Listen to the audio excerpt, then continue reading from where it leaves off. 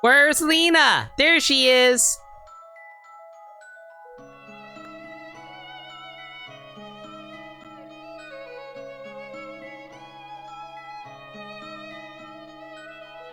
I mean, Dirt Dog, let's be real here. How many times have I drawn Among Us on stream now?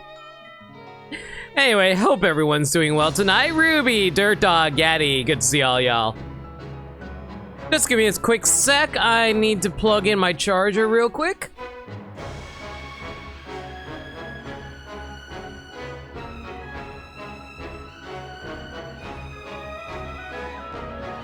All right, there we go. Hope everyone's doing well tonight. Welcome back to Professor Layton versus Phoenix Wright, Ace Attorney. Ruby, so there is something I need to mention to you about that. So, recently I've added a new additional rule onto my streams. So like, I'm trying to phrase this nicely, but like, I generally want to keep my streams as a positive location where everybody is able to go to relax and have fun. As a streamer, I'm just here to bring smiles, make people laugh, have fun, and like... And sometimes I get worried that people take the parasocial relationship too far, where people think that I'm just like here to talk and let people feel better about stuff. And it's not really my job to play therapist for my audience. I'm just here to make dumb jokes and talk about boobs. So like, what I'm trying to say is I'm glad you're here and I'm glad you feel good about yourself, but like, this isn't the place for you to vent your frustrations about your life and stuff. Like, we understand you're going through hard times, but we're not a substitute for actual therapy, like Gaddy says. If you need help, I hope you find the help that you need, but this is not the right location for it, and we're going to have to crack down on that more in the future. Yeah, I'm just talking about the new rule that's been implemented recently, Bubbletron. Actually, I don't think I updated my rules list beneath the stream, but I updated it for the rules list that pops up whenever you try to talk in chat, so just a heads up on that. Anyway, sorry for the bit of seriousness. Let's head into the game.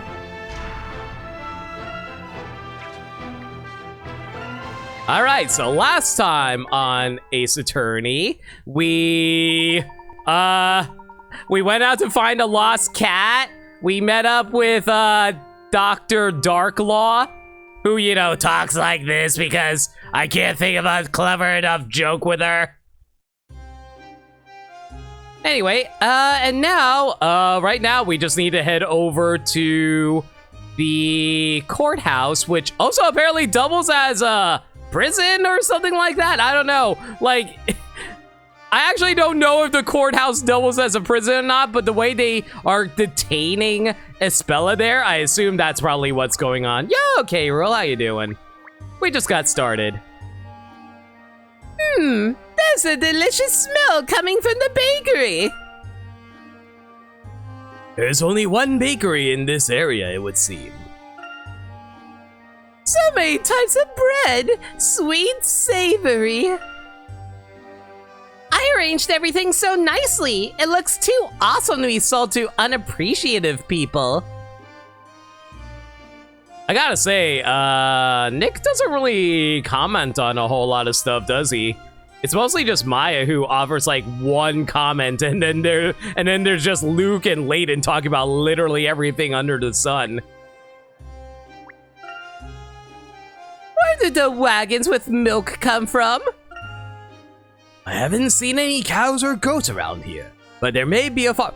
I feel like I read this line before. Yeah, Yeah, like, we literally ended the last trial because of the fact that there was a goat lady who sells milk stealing evidence from the crime scene. Yo, Don, how you doing? Having a fun time in the library and someone gifted you a sub? Oh, yeah. I hope you enjoy the emotes, dude. There's a baby goat in that person's hands, right? Exactly! We have a baby goat literally right here. You know, the lady who casually robbed the evidence from the crime scene during the last trial. And apparently has a new puzzle. Apparently has a new puzzle for us. Welcome, welcome. How about some fresh goat's milk from a freshly milked goat? Well, I'll be if it isn't you lot. What a coincidence seeing you here. Oh my god. Sorry to cut it off right there real fast, but oh my god, I am boiling right now. I feel like I'm gonna die any moment.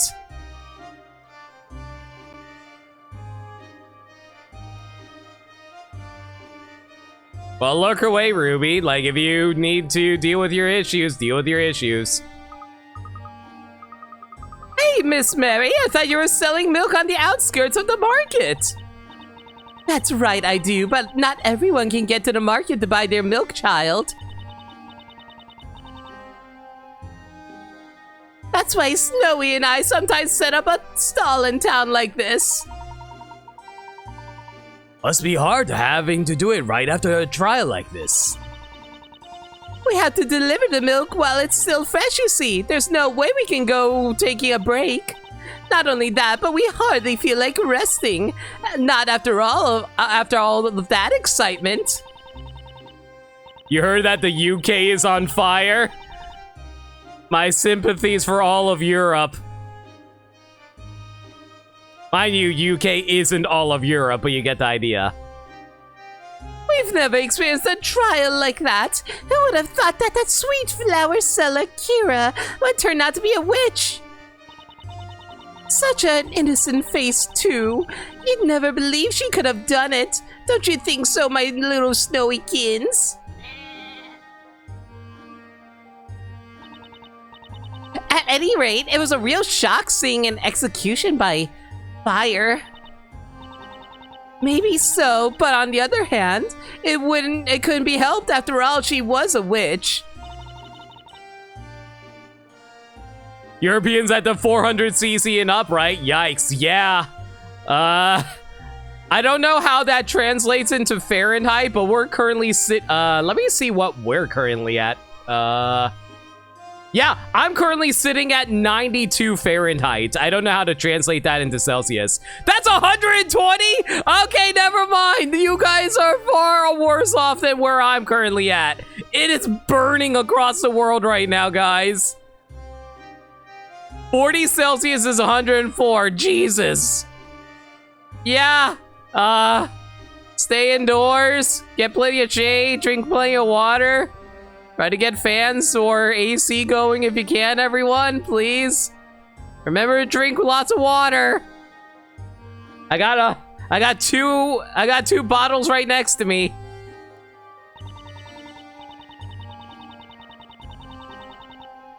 Anyway, at times like this, a little puzzle can help clear the air. Yeah, hopefully this puzzle will help me cool off. Isn't that right, my little fluffy dumpling?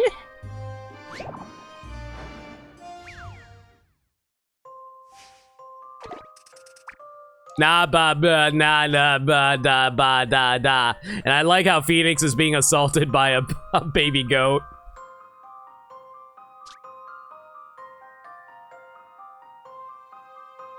Five goats were put out to pasture. Oh dear. Each goat has its own unique color and pattern. Not only that, they each have a unique pattern to their bleeding. However, these conversation-loving goats all suddenly started talking at once, sending the conversation into complete chaos.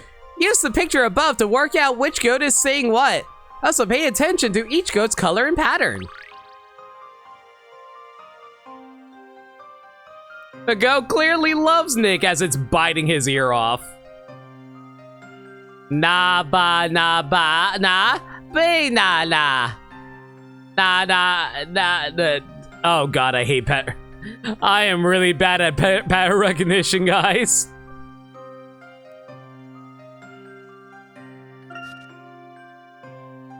Touch the piece that you would like to move on the touchscreen below. Slide the stylus to move that piece around the screen. When you found the desired location, blah, blah, blah, blah, blah.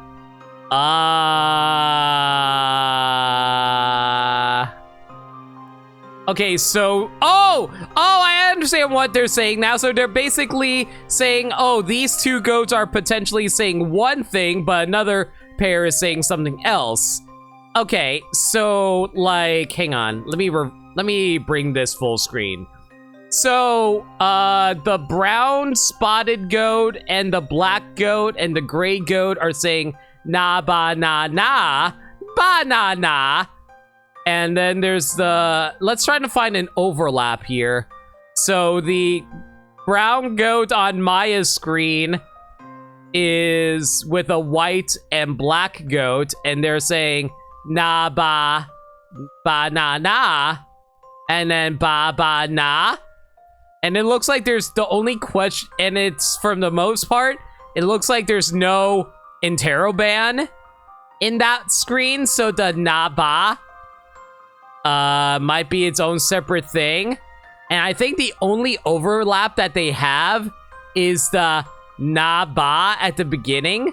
So I'm thinking that the brown goat with the spot on his face is na ba.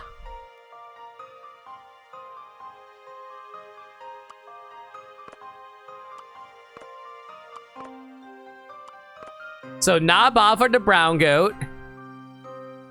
Banana na. Manamana. Do do do do do. Manamana. No do do do do. Banamana. Do do do do do do do do do do do do. You understood all the words I said and yet didn't understand a thing. Yeah, welcome to this puzzle. Okay, let's see if there's another overlap somewhere. Okay, so if the brown goat with the spot on his face is na ba, okay, so that would mean that banana, I hate this puzzle. Banana is being shared somewhere else, and I think it might be the white goat, because if you look at the bottom left with Luke, there's no banana. So there's no ba, exclamation mark, na, exclamation mark, na, exclamation mark. But there is a ba, na, na on the bottom right. So I'm thinking that must, and the overlap there is, the only overlap between the Maya and Phoenix one is the white goat, and the spotted goat, but the spotted goat is also in the Luke section, which does not feature banana, so that must mean banana is the white goat. Alright, that works out. Now the hard part is trying to figure out who the black goat, the spotted goat, and the gray goat are. Let's see.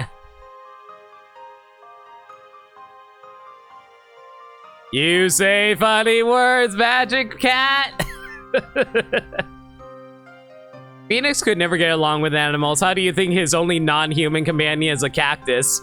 I don't think, you know what? Now that I think about it, I think the cactus is quite literally, no. The cactus and Mia's old pet plant, I feel like those are literally the only things that have never done harm to Phoenix. Every other living thing has tried to kill Phoenix, including Bridges.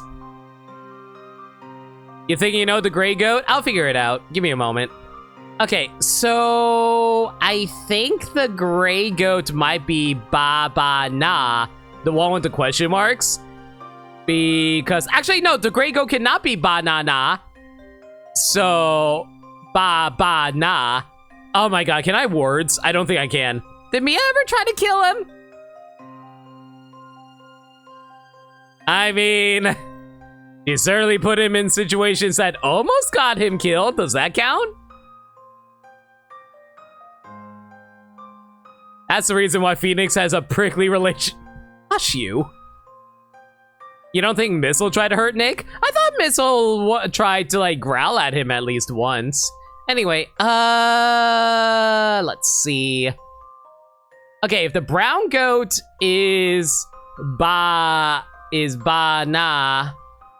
ba, and banana is the white goat, that must mean the spotted goat is na.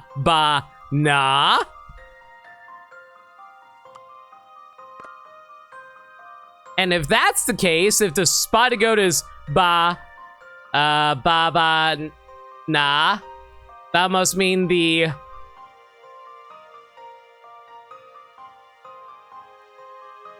trying to figure out the gray goat right now.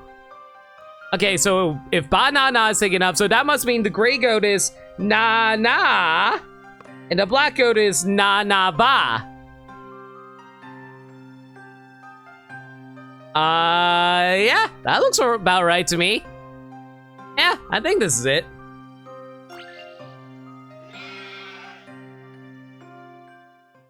Maya the Magnificent strikes again. Not too shabby, if I do say so myself. Good job, Hayes.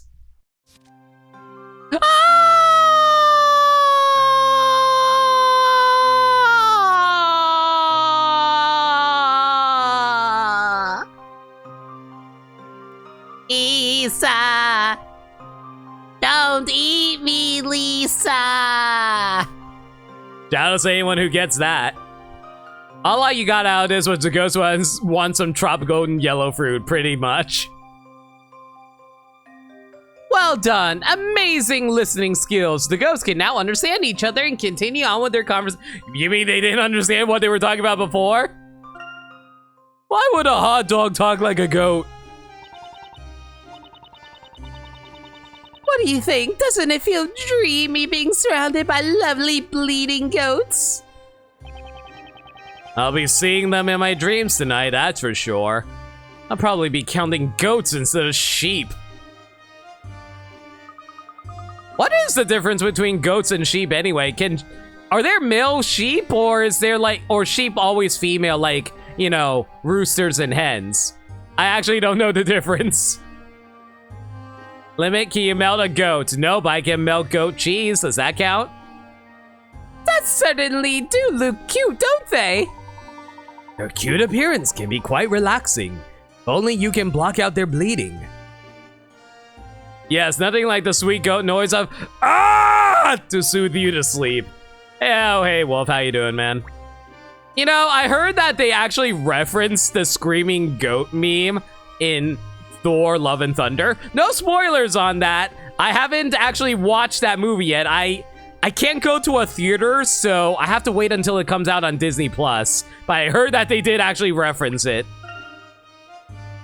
So many types of fish. Is there a river or lake nearby? Interesting. I too wonder where they obtain so much fish. The fish are very fresh, some are still alive in fact.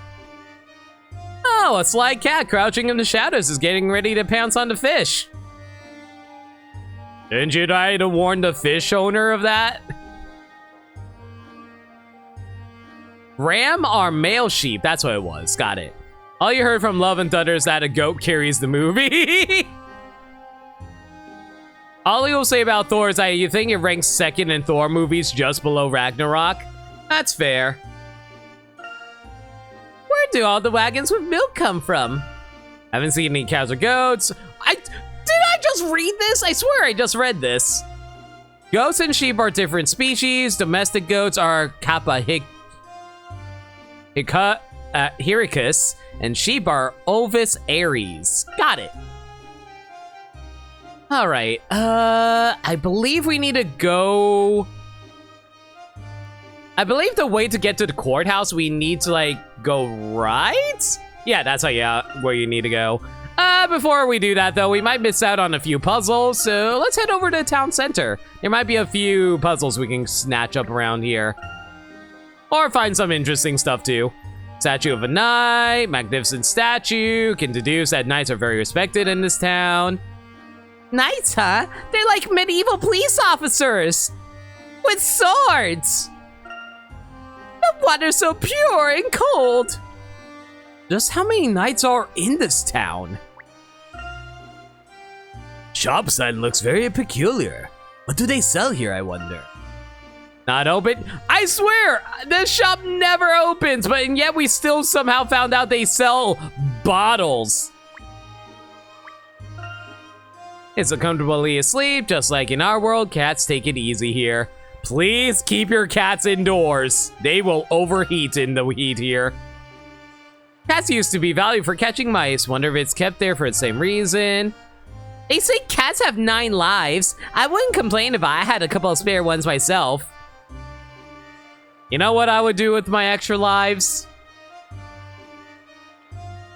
I would take far more risks in trying to make money. Oh, what's that? You need human experimentation? Oh, sure, by all means, just pay me well. This kitty likes sleeping on top of barrels. This cat seems determined not to get down unless someone makes an offering of delicious fish. Doesn't look like there's anything here. All right, let's head south then. Maybe there's something over at the marketplace. Or Main Street. Oh, is this just considered Main Street? All right. Hello, hello. Anybody got any puzzles for us to deduce? Anything? Shops, I guess. Sorry if I seem like I'm skipping over conversations. I feel like some of these we already read before, so I'm trying not to repeat myself too often. I imagine after the last few streams, I've kind of been overworking my vocal cords a bit, having to read out everything. So pardon me if I try to preserve my vocal cords. Archaeologists learn about ancient cultures by examining sundries like these. Yeah. Is there really no new dialogue? I was really hoping some new dialogue with Maya and Phoenix. They're selling fruit and veg. Good place to get your 5 a day. So, correct me if I'm wrong, chat, but I think they've proven that the food pyramid is full of shit, right? Like, it's not actually about what types of food you eat.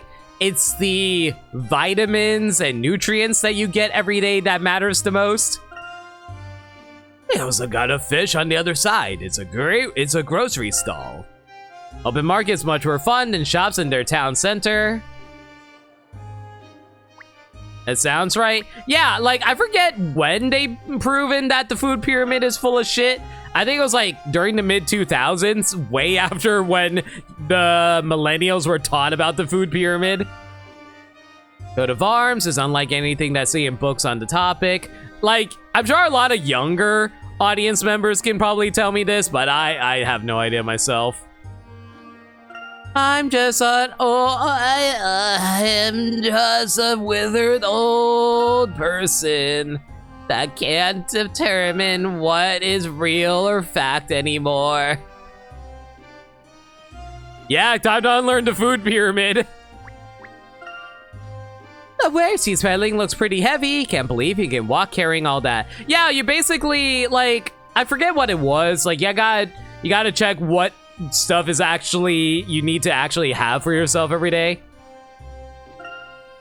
He looks athletic, but what is physical strength compared to the power of witches? Trade of the knights seem to be flourishing. Man, there's really nothing around here. Jeez. Well, I guess I'll just roam around a little bit until I find someone to talk to.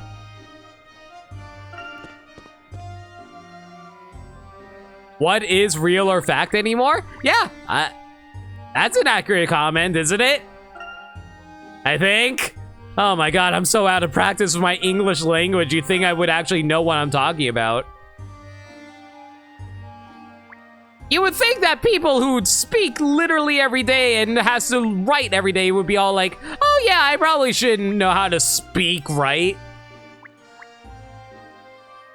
Ah, dang it, there's nothing here. I was hoping to find some kind of puzzles, but it doesn't look like it.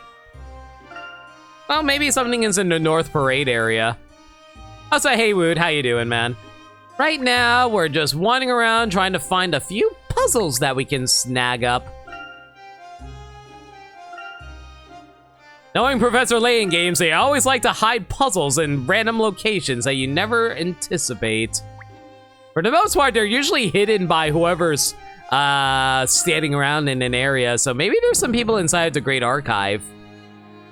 Or not, huh? Maybe Riddell is over in the Great Grimoire area? No? Okay, I guess Riddell does not exist.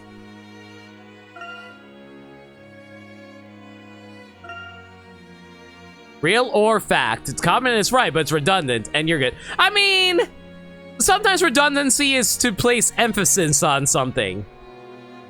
Redundancy is actually not the worst thing to have, for the most part, because it's actually really good to be able to accentuate a point in order to explain the severity of a comment, I guess. That's probably a good way of putting it. I don't know words. You think I know words? What do you think I am, an English major?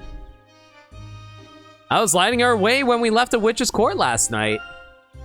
Seen during the day, it was a very intriguing shape. It was hewn out of one stone from the looks of it. I'm sure this lantern attracts a lot of moths and other insects at night. And ghosts. I mean, normally I would be like, Maya, what are you talking about? But then you realize, wait, we're talking about Maya here. A living spirit medium. Ghosts actually exist. It's so sunny. I feel sorry for Espella imprisoned in a dark cell. What are you talking about? She's probably nice and cooled off in that dark cell. It's probably nice and damp too, so it's nice and chill. We gotta get her out of there soon. I wouldn't mind being in a nice and dark, damp cell right about now. Be nice and cool and no sun covering me whatsoever. It sounds lovely. The forest stretches ahead. I hope there are no snakes. I'm not good with snakes. Spoken like a true hikikomori. What? Just because I decide to wrap myself in a blanket and just watch anime all day doesn't make me a hikikomori. She's probably relaxing down there. Oh yeah, getting her 3 meals a day, getting some nice lemonade. Fantastic. Weather is so fine that it's hard to believe this town is threatened by witches. Good weather makes you optimistic, huh? Good weather. You know what? It's times like these that I really despise summer. Can we go to like fall already? That'd be nice. Fall's my favorite season. Oh, I'm so looking forward to the day when I see Inquisitor Bonham and hand over the bouquet. Doesn't look like she has any more interesting puzzles for us. All right, into the courthouse we go.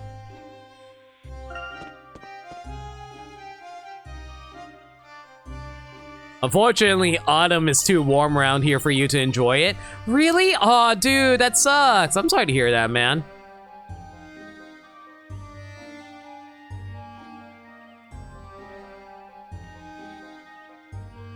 Why are 2 of the 4 seasons terrible? I mean, it depends on certain people. Some people hate winter because of the snow, because it requires them to shovel or deal with blizzards. People hate spring because it gets all polleny, and then there's like all kinds of seasonal allergies that kick in. People hate summer because it's way too damn hot. And then there's autumn, which is like, honestly, not too terrible in my opinion. I think autumn might be the best season. Like, the most you have to deal with is maybe hay fever.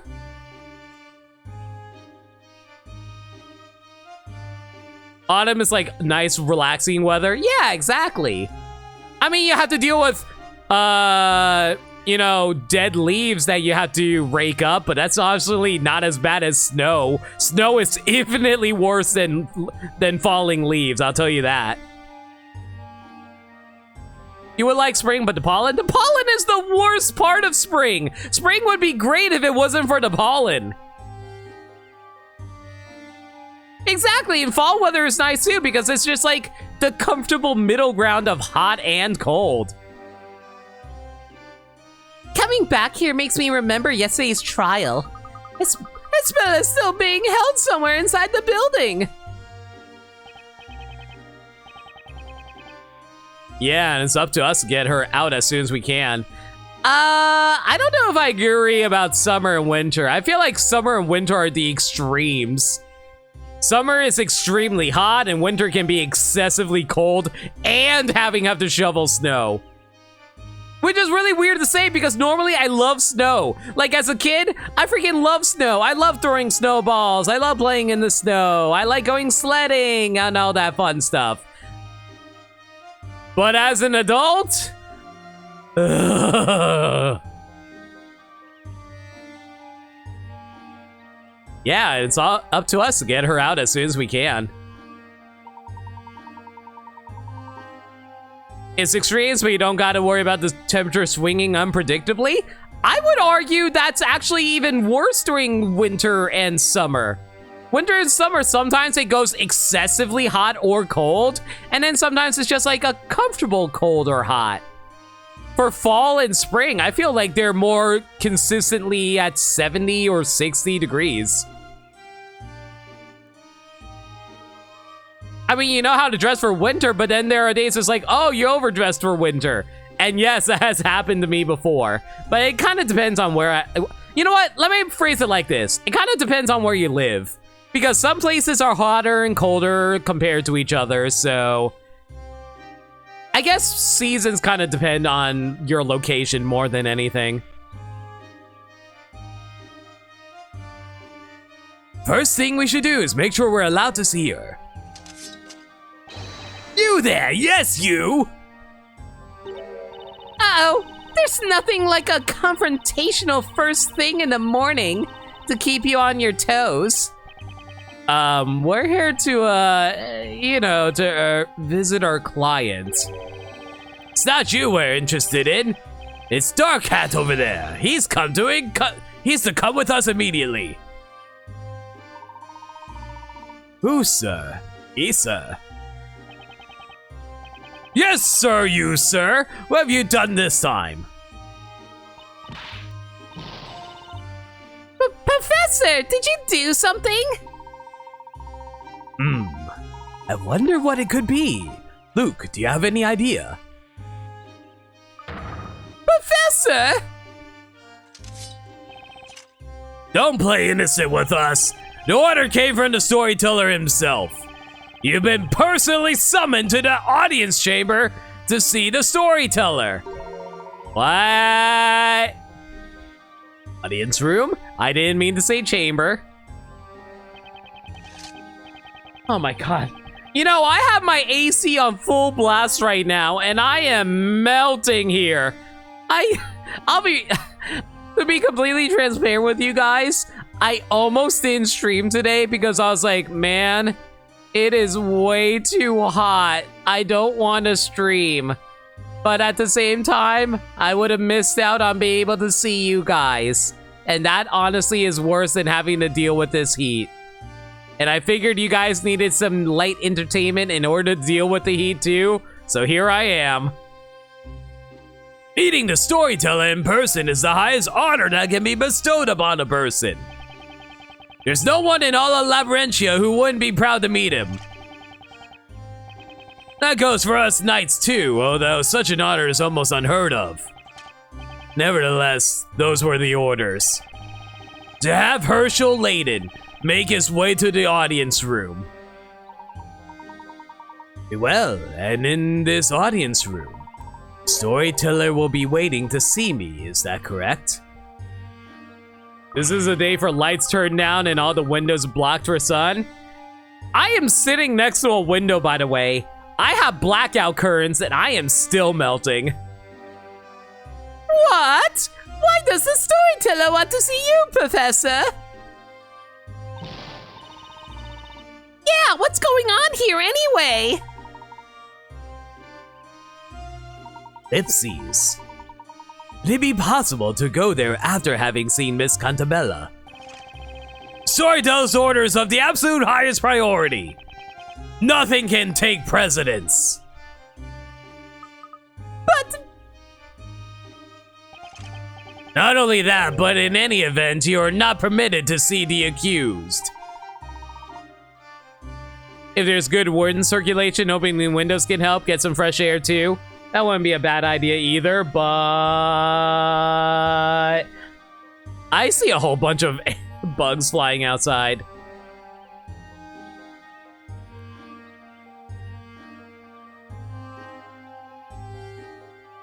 I have no idea what frostpunks are, but alright. Friendly reminder again, everyone. Every time I activate RNGD, the way my audio is set up, game audio is going to vanish, so sorry about that.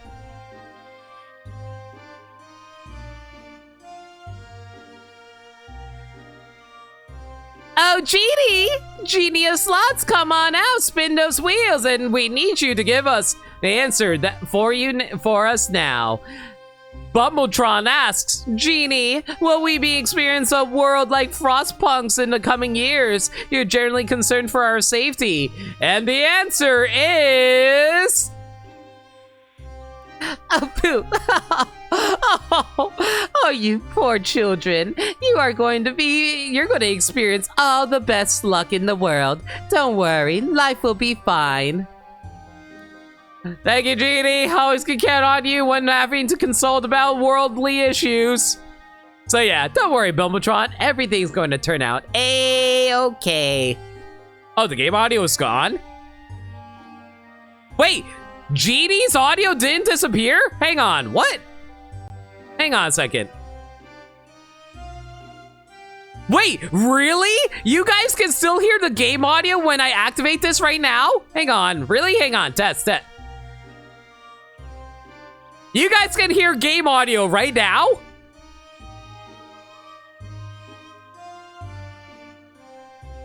What? How the hell are you guys hearing game audio? What? That makes zero sense. Okay, so just to explain what my the way my audio setup is, my audio setup is set up in such a way that all my audio settings are assigned a location on my audio mixer. My audio mixer disappears for my 3DS whenever I activate RNGenie. How the hell are you guys hearing anything if I do that? That actually makes zero sense. What? Okay, I'm gonna have to do a little experimenting off stream then. Thank you, everyone. Well, that's interesting news today. All right. Yeah, I'm gonna have to do a little experimentation off stream then. Anyway. Permission to see the accused is restricted to Defender Wright and his assistant. Those are the orders. 殴ったのは本当なんだな。Fuck you! Fuck you, fuck you! Fuck you! Maybe someone can explain it. Maybe. Thank you for the 70 bits, Wolf. I really appreciate it. But yeah, maybe... Oh man, I might have to consult meds about that because I have no idea what's causing that. Yeah, two random bits of interesting facts out there. All right. Maybe it's just Genie being fickle? I just assumed it doesn't work in studio mode. Was that Anya? Yeah, that was a Spy Family alert. What do you make of that, Professor? Make of it what you will. Orders are orders. Very well. Let's go meet the storyteller. That's more like it. Professor, are you really planning on meeting with the storyteller? It might be a trap. Well, I do sense the potential for a scheme here. I'd be foolish to pass up the opportunity to meet with this town's creator. Or rather, too many things that I would like to ask him. I see. If the professor is going, then I'm going too. After all, I am the professor's apprentice. Be careful, Luke. I'm sure you'll just be fine as long as you stay with the professor. I will, and please give Espella our best. Oh, and Maya, could you give Espella the bread for Miss Eclair? Sure thing, Luke. Well, if you're finally finished talking, I was just wasting no more time. Are we seriously about to abandon Phoenix and Maya again? Find the audience room beyond the guard post east of the Great Archive. And Defender, you should see the accused. Well, it would seem we must go our separate ways for the time being. Yeah, it seems like it. Well, take care, Professor. And you, Mr. Wright. I wish you both luck. Alright, I guess we're going to be splitting up on Chapter 3. Very well. Well, there they go. There they go again. Do you think they'll be okay? You want an honest answer? No, I'll see you later. Professor and Luke? I think they can take care of themselves. And besides, the game is already putting us in Phoenix and Maya's shoes at the moment, so we're good for now. Anyway, we should hurry up and talk to Espella. Right. Even though she tries to hide it, inside she must be terrified. Well, she's found guilty of being a witch. What should we do then? Last night we saw with our own eyes what they do to witches.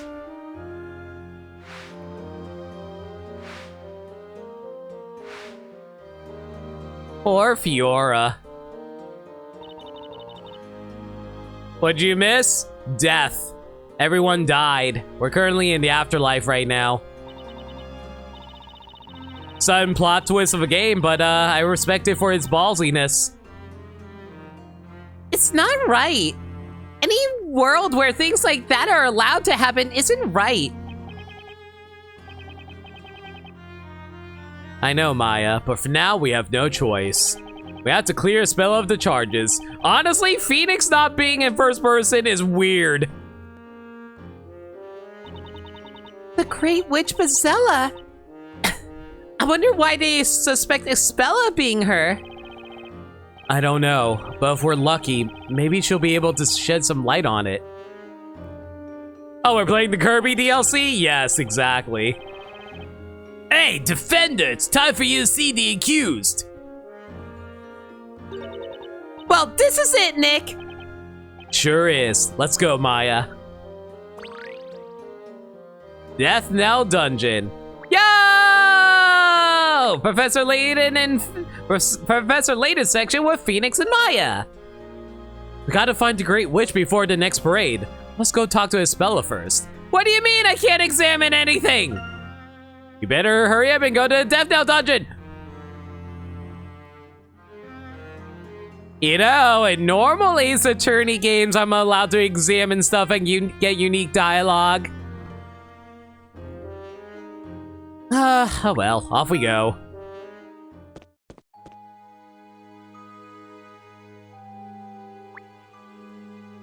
I wonder if there's actually...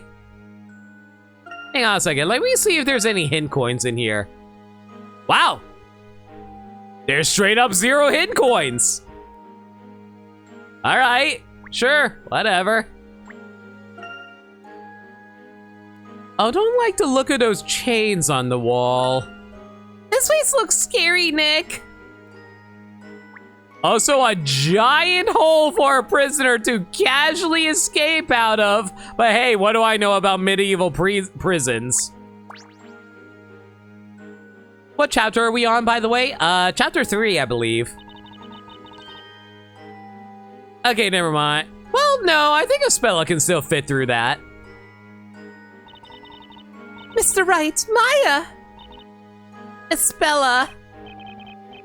So, this is the Death Knell dungeon. Looks more like solitary confinement to me. Phoenix, what the hell do you think a dungeon is? Don't worry, I'm fine, really. I was a little surprised at how hard the bed was, though. It's a dungeon! Espella? Oh, that's right, I have something for you here. The boss made it for you. Look, it's her special walnut bread. You should try it.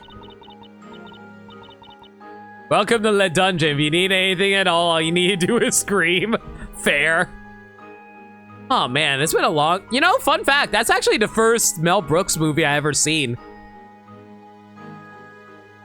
With all the euphemisms in Ace Attorney series, he only knows one kind of dungeon. Is it ran by Franziska? Aunt Patty's made that for me. Thank you, Maya. We'll get you home soon. Then we can all sit down and eat Patty's freshly baked bread together. Yeah, that would be nice. You're in a dungeon? Okay, well, is it wrong to pick up girls here? Shut up. We're going to have to get you out of here soon, so don't worry, Espella. But are you sure you want to do that? You know, I just realized something. Has anybody ever thought about the fact that dungeons in adventure games are called dungeons? Because, like, I'm pretty sure the traditional term for a dungeon is basically these jail-like cell areas. Why did we suddenly adopt dungeons as a, like, you know, massive area for a hero to explore? Is it because of Dungeons and Dragons? It's only because of Dungeons and Dragons, isn't it? What are you talking about, Espella? You blame Dungeons and Dragons for the newer definition? Yeah. I think it is actually D&D that popularized the whole concept of video, not video game, but like gaming exploration in general. So thanks for that, I guess. D&D is responsible for everything, including the corruption of us and all of us in our youth. Oh man, guys, have I ever told you about this satanic game I play called Dungeons and Dragons? I am a mighty paladin worshipping the goddess Palutena as I go on a journey in order to talk about my Lord and Savior. D&D was also responsible for Dragon Quest. Like, I think it was like Dungeons and Dragons and Ultima, I forget, I think it was D&D that inspired Ultima, and Ultima inspired Dragon Quest, which Dragon Quest inspired stuff like Earthbound, Final Fantasy. So, everything goes back to Dungeons and Dragons. Do you really want to continue defending me, Mr. Wright? What? Of course I do. What made you say that? Is D&D at fault for depicting elves in green robes, blonde hair, and long ears? Nobody tell Dawn that's exactly the character I'm playing in D&D right now. You do know what I've been charged with, don't you? Sure we do! They're accusing you of being Bezella, the I almost read Beelzebub. Anyway, the source of all witches here in Labyrinthia. An excuse to get a gelatinous cube in an Ace Attorney game. Exactly. That's right. And anyone who defends such a subject will also come under suspicion themselves. People are likely to criticize you and make you suffer all on my account. Espella, have you never... you're describing every other case that Phoenix has ever taken. I can't ask you to defend me. I don't want you to suffer because of me. Oh yeah, Lord of the Rings inspired D&D for sure. I'm just saying in terms of gaming, we go back to D&D. But you are right. By fantasy standards, it all goes back to Lord of the Rings.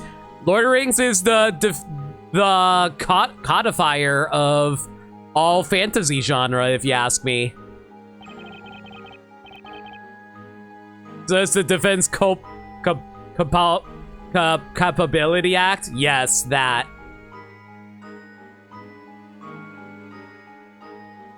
Listen to me, Espella. We're already suffering just seeing you here in this prison. Do you honestly think we just stand around not doing anything? Mr. Wright? Hey, I think I get it, Espella. I bet you're just worried that Nick will slip up the way he always does. Thank you, Nightbot.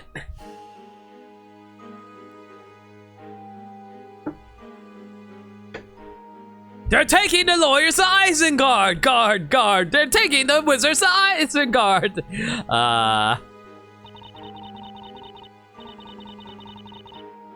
Trust me, there's nothing to worry about. The professor and Luca are on our side too. No, that's not what I meant. I wouldn't think that at all. Oh, guys, I want to... Man, now I really want to do a Lord of the Rings movie marathon. Damn it, guys! Mr. Wright, you were just amazing. You and Mr. Layton both. It was like you were both working magic together. Well, that sells it then, Espella. And don't worry, we're going to be there for you. We'll fight to the very end. Time for some brutality. Yo, Kira! Thank you so much for the raid. How you doing? You're doing more Pokemon? Nice. Hope you're doing well. How's everyone doing? From Kira's stream, I'm No Limit, blind variety streamer, currently playing through Phoenix Wright, Professor Layton versus Phoenix Wright. Not a whole lot of verses right now, a whole lot of Professor Layton though. We're just going through the story right now of chapter 3. Doing okay, Brilliant Diamond, Shiny Hunting, not as great as Legends or Let's Go though. I'm not surprised. It's a lot harder to get shinies in that game in comparison, if you ask me. I was like, hey, Kojin, how you doing, man? And Max. You just realized the connection of Spella's character design is just Nas? A little less revealing than Nas, just saying.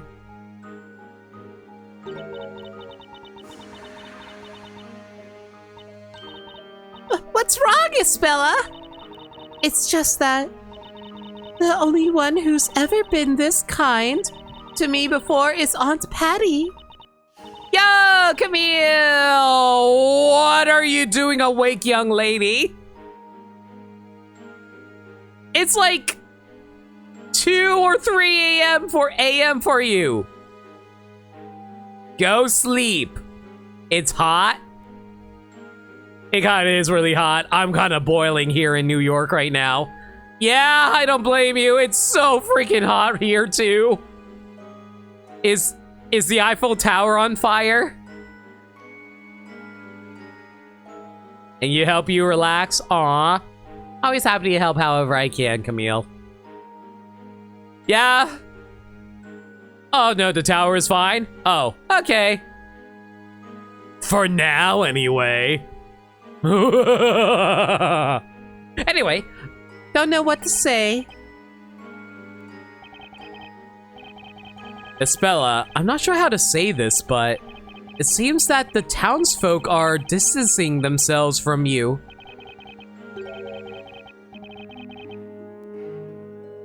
It's as if they fear you for some reason. You stepped into your car after Wargame was an internal temperature of 20 degrees? Did you at least have like a sun guard up for your car?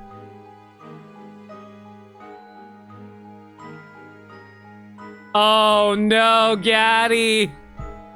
Please, everyone, try to drink as much water as you can. During a heat wave, it's important to stay hydrated and stay in the shade. Yeah, I can't believe they'd all think a cute girl like you would be the great witch. Excuse you, Maya. Cute girls can be as great of witches as they want. Off the top of my head, all the characters from Little Witch Academia. Boom. Gaddy's car needs a built-in freezer. As someone had heat exhaustion, yes, please drink water, everyone. Madoka, that too.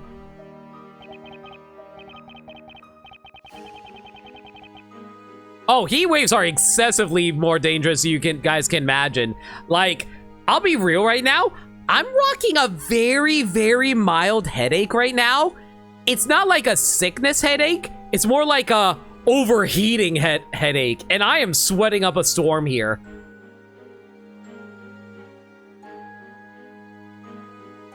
Also, great witches can be cute bitches. Damn straight. People have been putting up large fans at work to try to get around it. Guys, I am sitting in a very small room with a very powerful AC on right now. My AC is at max blast. And I'm still sweating. That's how hot it is right now, guys.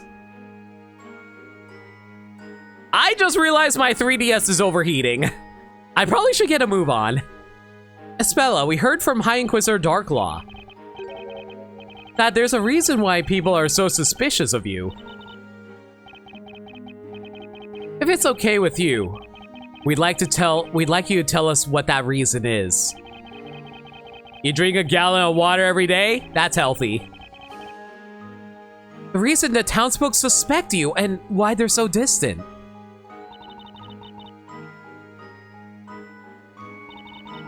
All right, I guess I never had the chance to explain properly. Eh? It's true that the townsfolk look at me differently. And the reason for that is because I am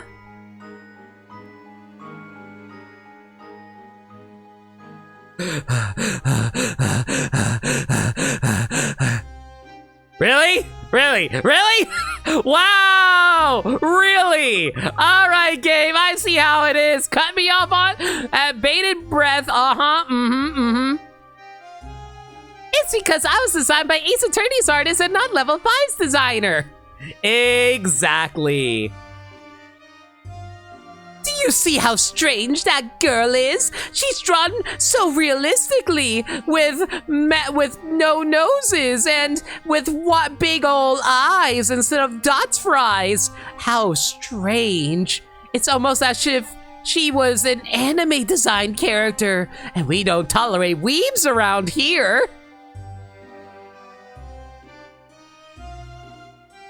Well, Professor, we've reached the library. As well as a Disney princess in a Disney village. This is quite literally Beauty and the Beast. And the place at which the storyteller is waiting for us is east of here, isn't it? There's something strange. There is something strange with that bell.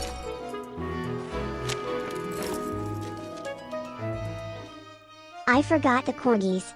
Whoops. Thank you, Gatekeeper, and thank you for the 3 bits, Dawn. Much appreciated. Gotta bounce for tonight, gotta work on the morning. No worries, Kira. Have a good night and try to stay cool if you can. Good luck with work. Bella's so fucking Disney princess compared to the rest of the village.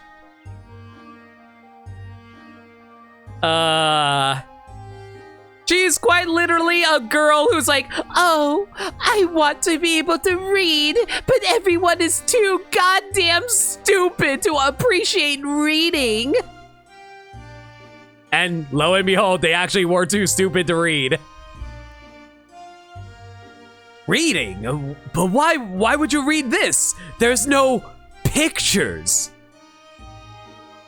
Indeed, according to the night, the audience room is past the guard post. Which is hilarious because that's actually the opposite issue here. Espella doesn't do much reading, but everybody else does reading because of the storyteller. Kira's Canadian. He's probably fine. I imagine the heat wave is still hitting Canada, just not as severely compared to us south of them. Yeah, what Burmside said, Canada hot too. He is Canadian. I wonder what the creator of Labyrinthia wants to talk about, Professor. Legit, the only characters that are more pretty marketable are the Sim Trio, and they just have like 3 lines each, and one of these is just swoon. You know what's funny, Camille? They actually have a canon. Those 3 actually have names. Well, not names, but like they are canonically referred to as Bimbets. And I love that so freaking much. I never realized they were called Bimbets, and it is hilarious to me. It's too soon to assume anything, Luke, but whatever it might be, I have a few things I would like to ask him too. Bimbets, as in bimbos and a bimbo trio. I know! Bimbets! Freaking bimbo girls. I love it. And I can't judge because I'm a bimbo. I don't have the body of a bimbo, but I definitely have the brain of one. We should be thankful that this opportunity has come so soon. And if it is part of some scheme. I mean, you guys have been seeing me solve these puzzles. I'm definitely a bimbo in heart. You thought it was bimbetes, a cute way to call people stupid. I mean, we are calling them stupid, but it's more like, but it's like bimbets, as in like bimbo and et like female. So yeah, there you go on that. Let's go, Professor, to the audience room.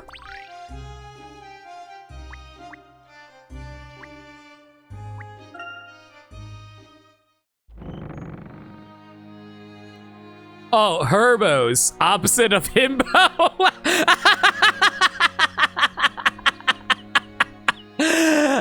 You know what? Sure, let's go with that. So, okay, here's my question. What do we call smart girls who act like idiots? Is there a word for that? Because I feel like there's something like someone who's intellectually smart but is like socially awkward. Is there a word for that? Because that's what I would describe Riddell as. Ah, Professor Layton, it's so good to see you again. Pleasure is all mine, Miss Monsieur. By the way, I'm noticing the puzzles in Labyrinthia of the highest quality. We do not talk about the rat puzzle. Big Herbo energy! Oh, we need it. I kind of want to save that for later. Write that down. It warms my heart to hear you say that, Professor.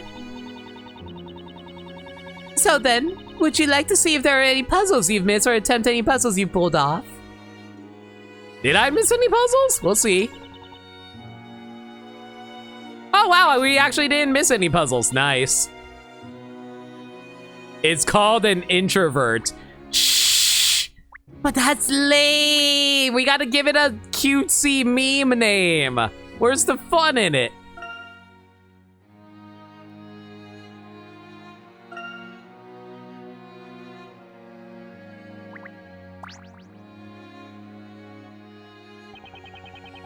Do not confuse hashtag Big Herbo Energy with Big Herbo Energy. See, being cute Kerbo would be me transforming even more into a blob. Like you're the gentleman from yesterday. Hello again, Dewey. Have you even remembered my name? Say, are you always so calm and collected? Oh! Herbo and the Forgotten Puzzle.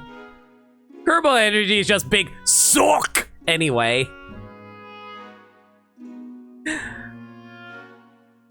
Please calm down or you'll drop all those books. Bon appetit. In Korea? I'm pretty sure. Okay. Whoa, Phew! I was really surprised that you borrowed the Grand Grimoire in the first place. Perfect, K-Roll. Perfect. But then to lend it to someone who works at a bakery. But the professor did get permission, so there's no problem, is there? I guess not. And if not for the Great Grimoire, an innocent person would have been found guilty already. Well, I suppose so. In my opinion, Mr. Wright should well be capable of completing Miss Jare's trials himself. In fact, I'm quite certain of it. You are definitely overestimating Phoenix's abilities to solve puzzles, Layton. I don't think Phoenix is very good at figuring out. I mean, sure, he can figure out situations in a court case, but do you guys really think he'd be able to solve Professor Layton kind of puzzles where things aren't that obvious? I was really surprised watching him perform in yesterday's courtroom. Everyone in town is talking about it. This is the first time we've ever seen a person accused of being a witch. He would definitely brute force them. Yeah, I think he'd be down to like 0 picker rats by the time he's done submitting. Be proven innocent in court. That's so. It makes me wonder if the people sent to the fire below before now really were all witches. Don't talk like that! You can't go around saying things like that or you'll have the knights after you!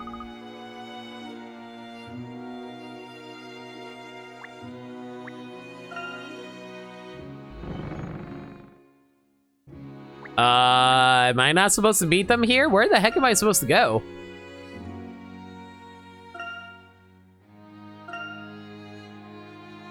Are pick rats used for anything? Just high score.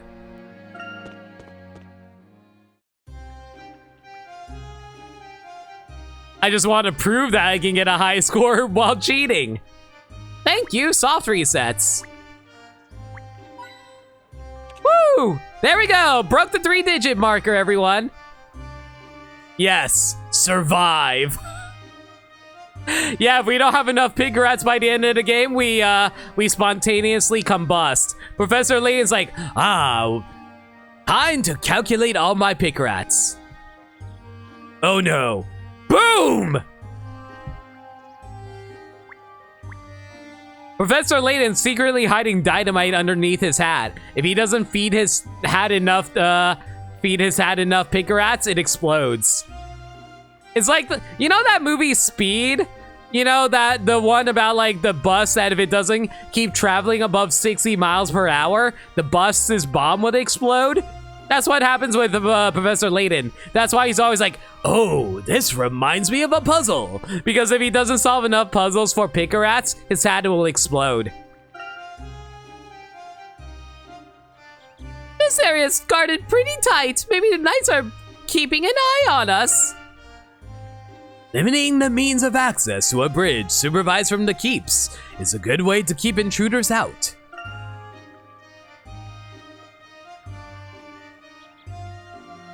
Feels like, wrong voice. It feels like they're not looking out for witches, but trying to keep the townspeople out too.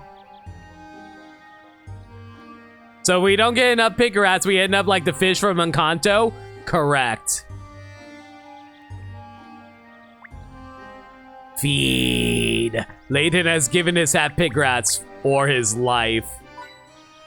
His hat is literally the thing that's giving him immortal life. That's how Layton is still alive in this day. There's a current, so this moat has to be connected to a river or some other waterway.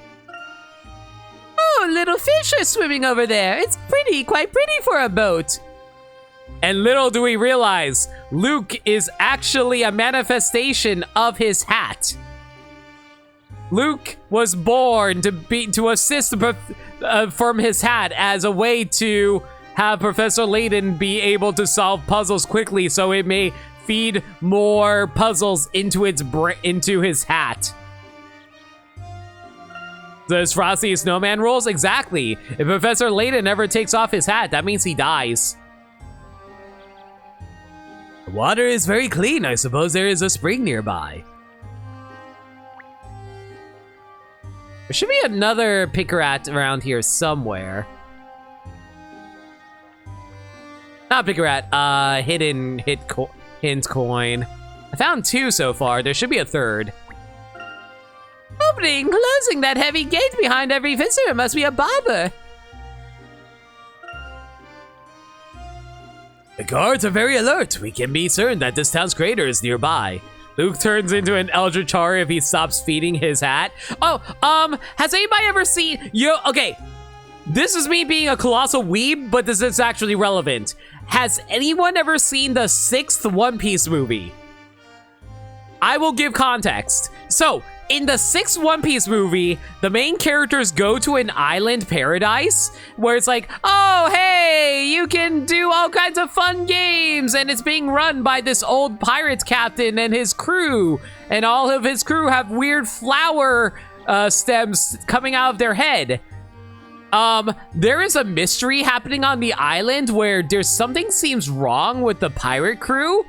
It turns out the pirate crew are all actually dead, and the pirate captain made a deal with a little flower demon that would revive his entire crew as flower people as long as he kept feeding people to the flower.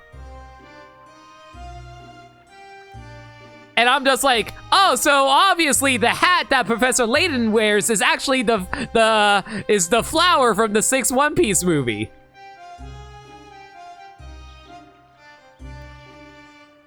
Seriously though, there should be a 3rd hint coin somewhere around here. There's always at least 3 hint coins.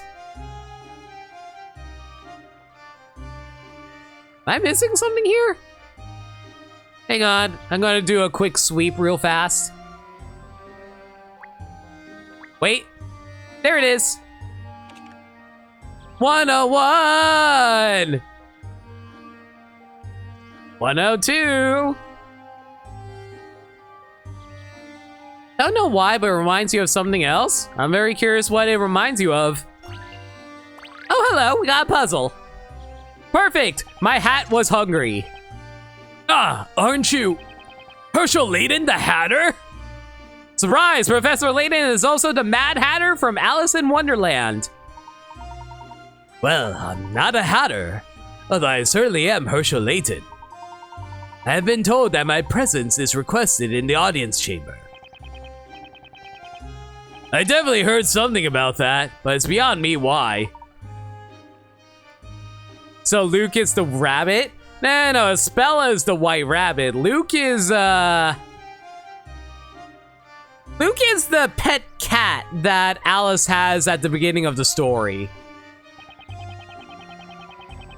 With all due respect, why would the storyteller invite mere commoners to the audience room? Story of getting something and feeding something of someone in exchange reminds you of something. Don't know what. I know what you're talking about, Camille. I'm just not quite sure of it either. It sounds like a common trope, though. It really does. Of course not. Both the audience room and the... Oh, you know, I just realized this is also the plot of Scooby-Doo, the live-action movie. Has anybody ever seen the live-action Scooby-Doo movie where, Rowan Atkinson plays the villain who's actually Scrappy-Doo, and Scrappy-Doo's all like, oh hey, I'm going to invite teenagers to my island and feed their souls to monsters. Yeah, the first one with the weird gremlin monsters, exactly. And the one with a lot of Daphne cleavage. Because of course I will take note of that.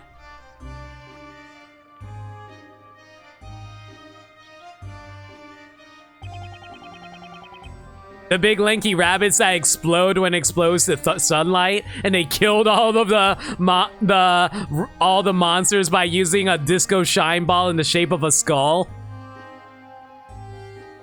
I fucking love Scooby-Doo. Where they go to an island and Scrappy-Doo controls a Huden Gundam? Exactly! And then the flashback where they were talking about Scrappy-Doo actually pisses on Daphne. Yes, that happened. And Scrappy gets buffed with a dad gut.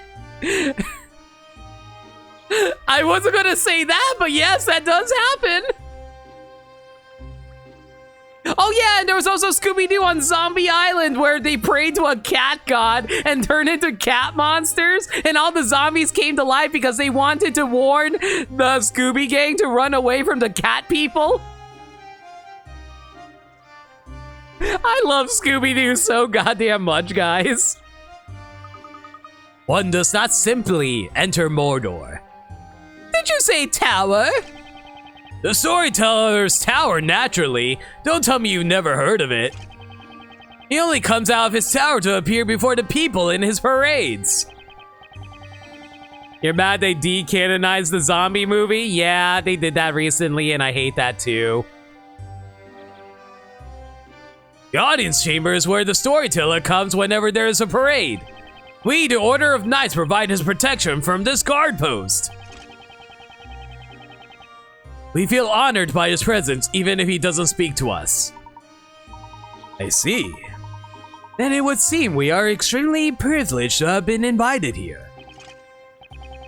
Don't let it get to your head. Wait here till I open the gate. Oh, Max, I am 100% going to do a Scooby-Doo movie marathon. Unironically, I'm going to do that one day. Come to think of it, during the parade, the storyteller did seem to be held in high esteem with all the townsfolk.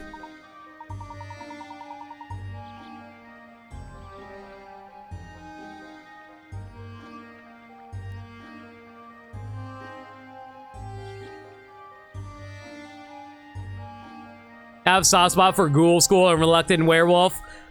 I like School. I have a soft spot for Reluctant Werewolf because I don't think Reluctant Werewolf is that good. But I love me some wacky races. Indeed, Luke. After all, he is the author of this town story. So he's effectively like some kind of god.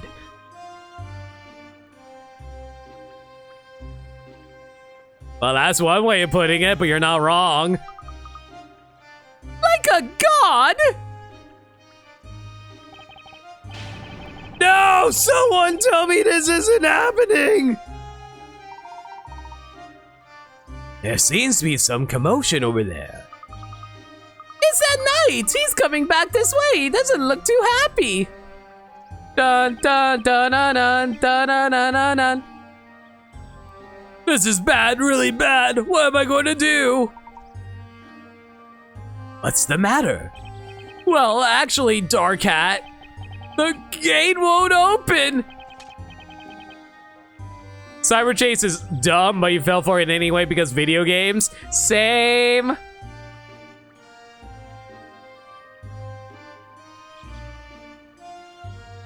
It's broken and I can't fix it. So what happens now? I wish I knew. What am I going to do? We need to do something. Can't keep the storyteller waiting. If we do, there goes my career as a knight.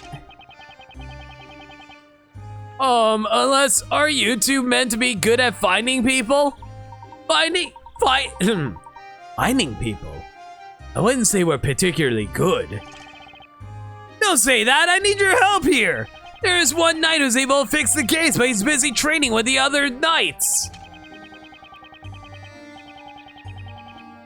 I like to call him back here without disturbing the others, but in armor, they all look the same. The only way to identify him is to look for a knight with an unusually shaped sword. Hey guys, I didn't say how we were going to split up. Like, do we ever do it any other way? I mean, to be fair, sometimes Velma goes with Shaggy and Scooby. Just so Fred and Daphne can have sexy times together. And Cyber Chase is where Shaggy learns that the desert is written with twos. He types desert and gets mountains of sand in its post-credit scene. Oh man, I forgot about that, Camille. I always turn off the movie before the post-credit scene, but I do remember that scene because someone showed it to me once.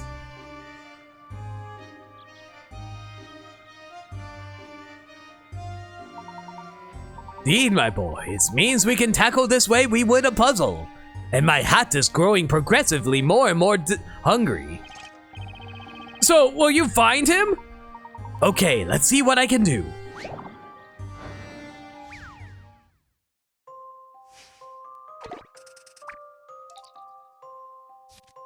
Why are they all stabbing a big hunk of meat?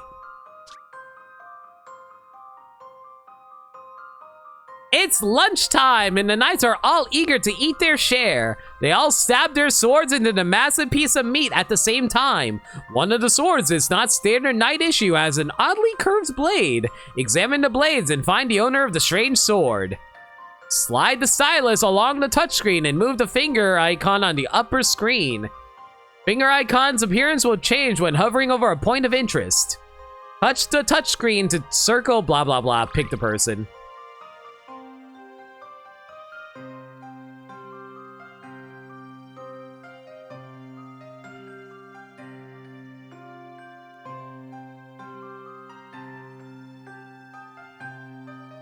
Professor, are you crying? No, Luke, the hat is drooling.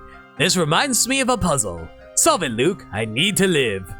Thank you, Camille. I'm so glad we are rewriting Layton lore. Okay, so this guy's sword is going straight through like this. That's fine. This side's sword is going straight through like that. That's fine. This guy's sword is going straight through like that. This guy's sword is not going straight through. Huh. This guy's going straight through. This guy's going straight through. You're the weirdo.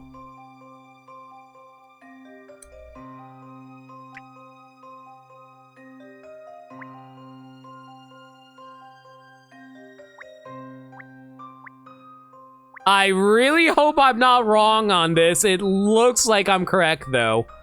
I'm very anxious about this if I'm wrong. Actually,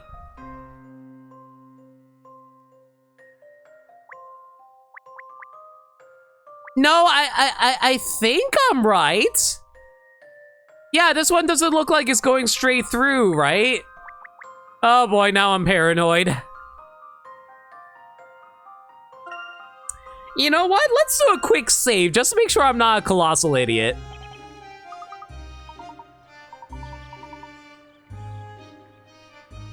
Thankfully, my hat allows me to rewind time, just like Sophis does in Fire Emblem Three Houses. Surprise! My hat is a god, just like Sophis.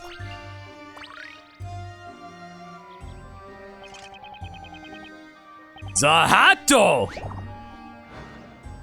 That's actually a pretty... That's actually not a terrible raid message for later either. Alright, selecting you, submit. Allow me to show you my puzzle-solving skills. Okay, so I'm not a colossal idiot. Let's go. Puzzles are there to be solved. Correct. The smallest knight appears to be the one wielding the strange sword.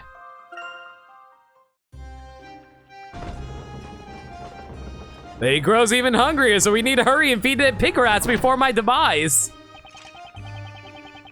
Thank you, sir. Sir Hatter. I've been able to have it repaired immediately. I'm glad you were able to fix it.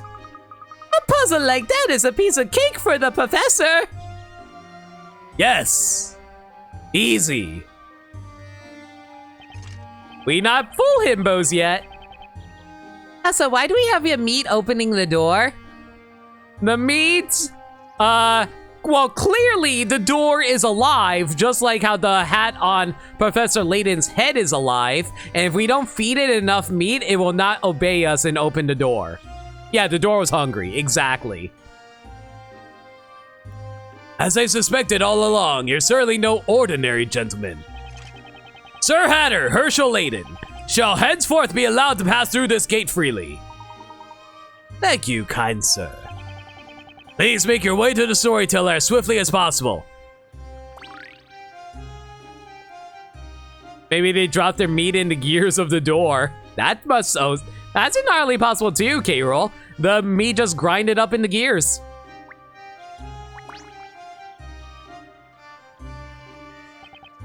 Usually, common townsfolk are not allowed through this gate. Only the knights are permitted to go beyond this guard post into the storyteller's domain.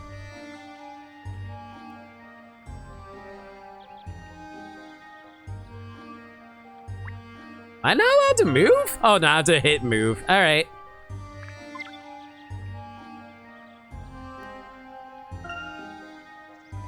And here we are with 1 hidden puzzle and 3 hint coins. Huh.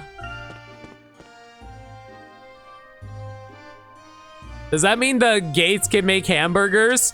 Have you ever seen a gate wheel gear before? Perfect place for mashing things up. Wow, no matter where I look, there are knights everywhere. Indeed. Knights have their guard posts on this side of the gate. Given the grandness of the scale, I imagine they are living here too.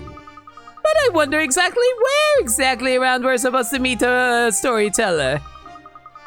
Like the skulls of your enemies. Exactly!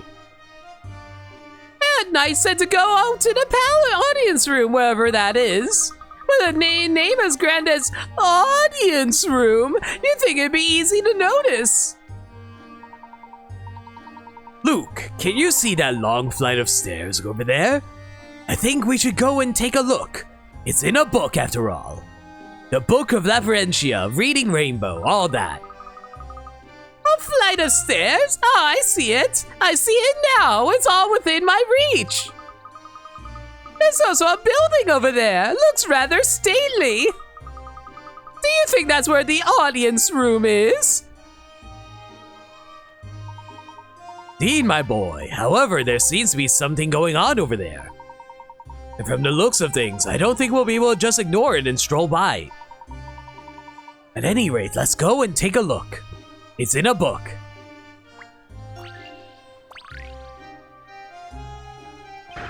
Will Mordecai end up being seeing Luke naked at... Oh, let's not get into that. How many times do I gotta tell you? I ain't this suspicious guy you're after. And you suspect us to believe you just because you said so, eh?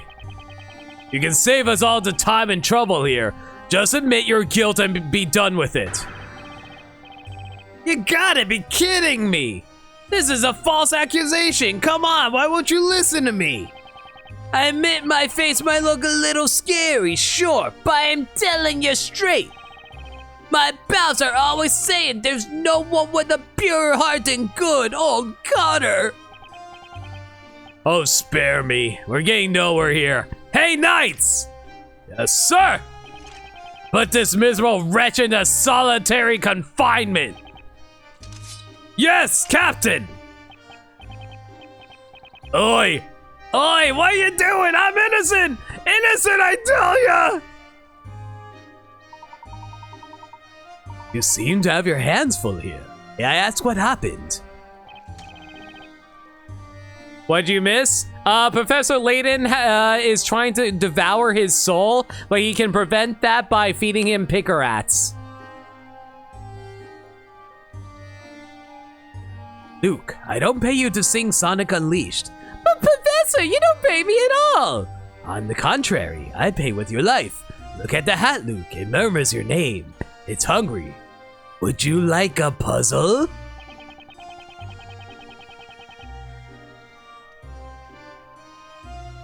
Do you mean to tell me you're the ones that the storyteller has summoned? That's That's us, all right. So you can't go chasing us around the way you did before. Rats. By the way, Captain, what has that man been accused of? What has he done? He's guilty of carrying out a heinous crime of assault and theft! I mean, fair. How many times I gotta say it? It weren't me. It's a false accusation! I'm totally innocent! Brooklyn Rage! Silence! Who else could have done it? Could you tell me a little more about this?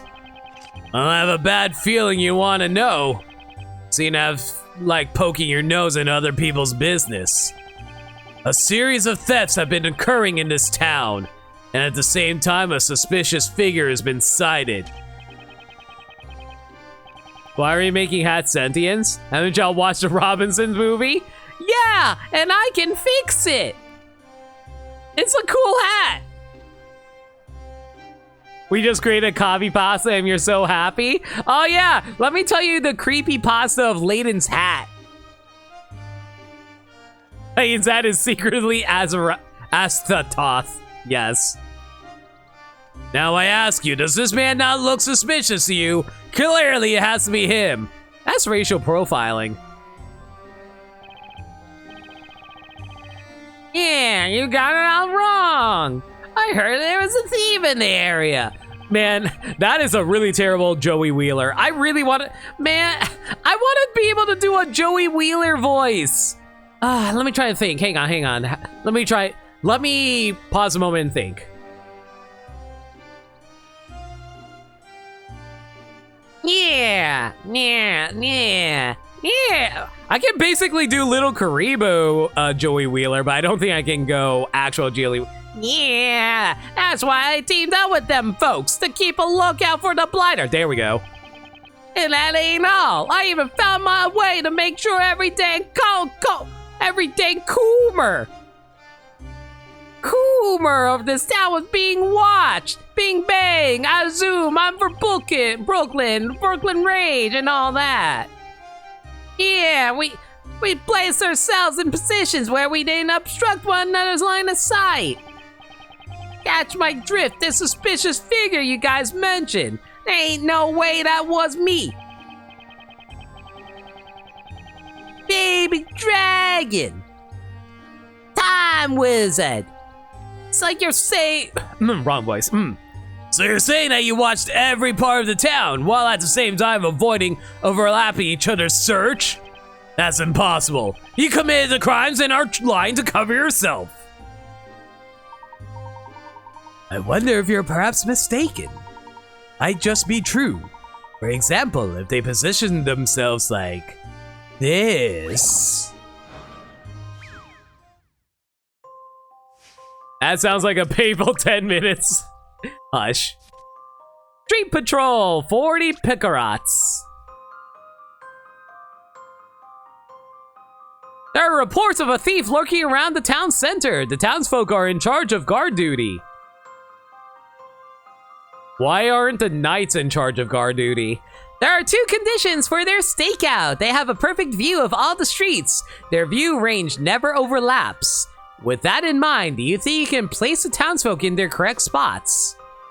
Touch and slide the character faces on the left of the touchscreen below to make them onto the map. You can move a character rating on the map using the same method.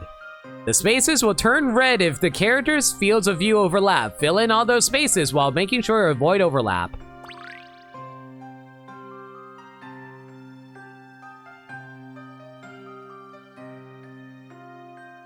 What sorcery is this? It's a puzzle, Captain. It keeps the demons at bay. What demon? Well, you're staring at it. Okay, let's see now. Cover all the streets.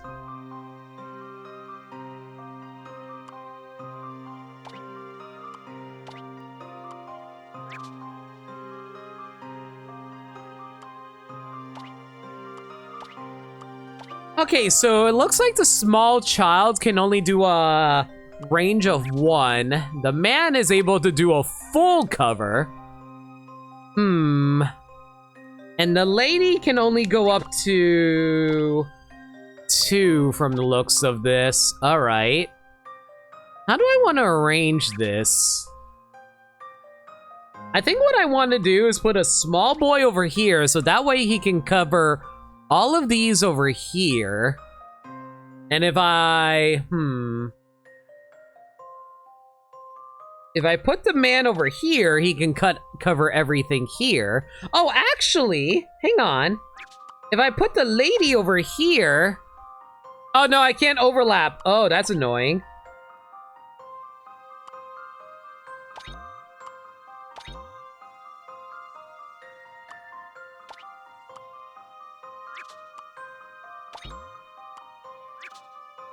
So I'm not allowed to have overlap, right? Perfect view of streets. Do you think you can put in charge of guard duty to So I'm not allowed to have overlap. Oh, that's weird.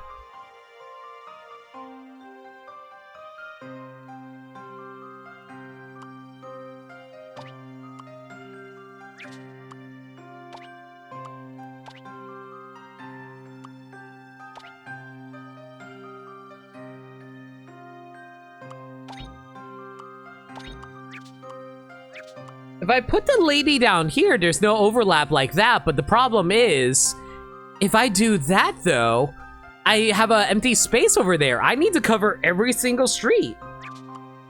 I have to put this guy over here. There's no other place I can put that guy. But at the same time,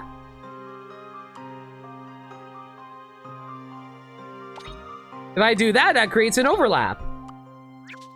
And if I put this lady over here, that creates overlap. If I do that, that doesn't create an overlap. Huh. If I put this lady over here, that doesn't create overlap. If I put this lady over here, there's no overlap. Put the boy here.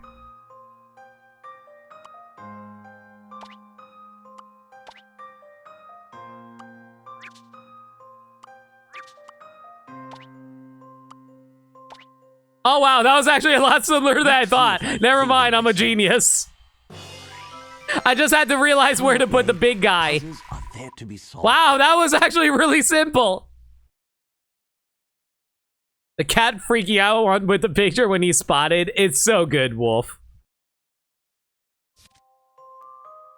Excellent. It turns out the dubious-looking gentleman was telling the truth.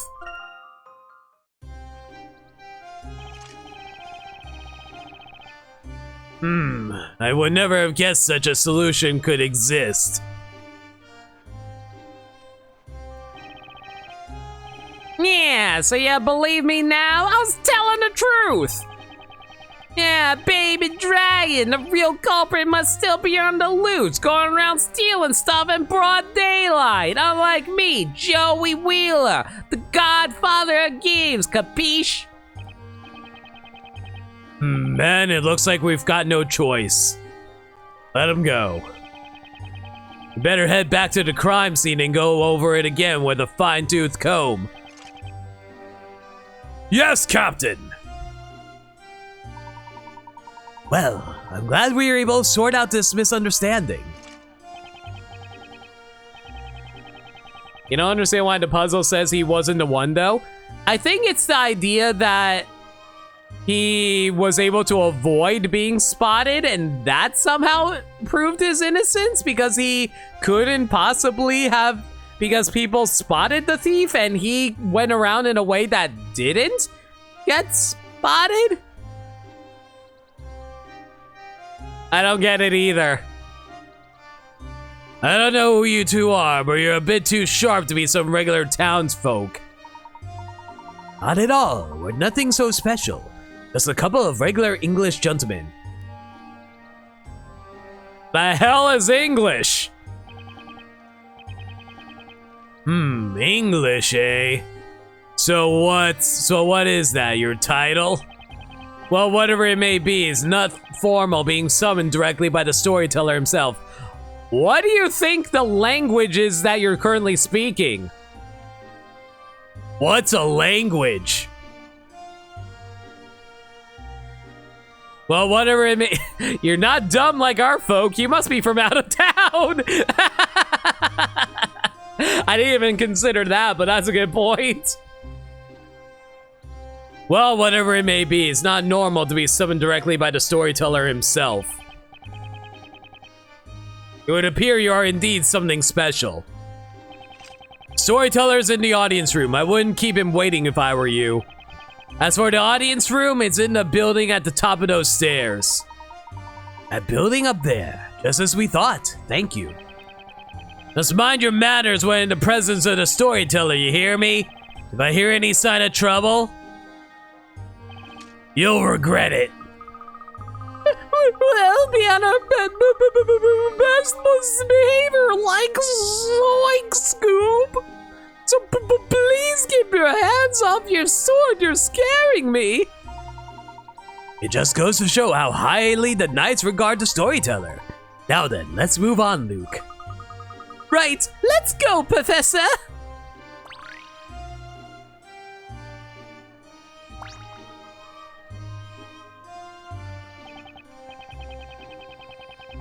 Yeah, you did it. You saved my eye big time, Fugues. I won't forget this. Believe me, forget about it. Ba-zing, bada-boom. Hey, I'm telling you this. My motto is always return kindness from others. I may have stolen your Millennium Puzzle, but that doesn't mean we can't be friends, Fugues. So if you two ever find yourself in trouble, just give me a shout and I'll be there. I'll be there for you. Okay, that's 2 hint coins. There should be another hint coin somewhere around here. Enthusiastic shouts and clinking of metal can be heard from the other side. A training session. Seeing the knights practice has rekindled my passion for fencing. Oh yeah, I forgot that Professor Layton's actually pretty handy with a sword. Perhaps I should go join them. But aren't swords useless against witchcraft? Lo and behold, magic users still dominate over warriors in even fantasy settings like these. Why haven't we had a Yu-Gi-Oh church with a British accent? I mean, to be fair, the only person that has a British accent in the Yu-Gi-Oh dub is Bakura, and Bakura is the bad guy. Oh, I can hear the horses in there. I like to chat with them. It's a big stable. It just shows how important horses are for getting around here in Labyrinthia. The horses all in a good mood. They're neighing this hay so good.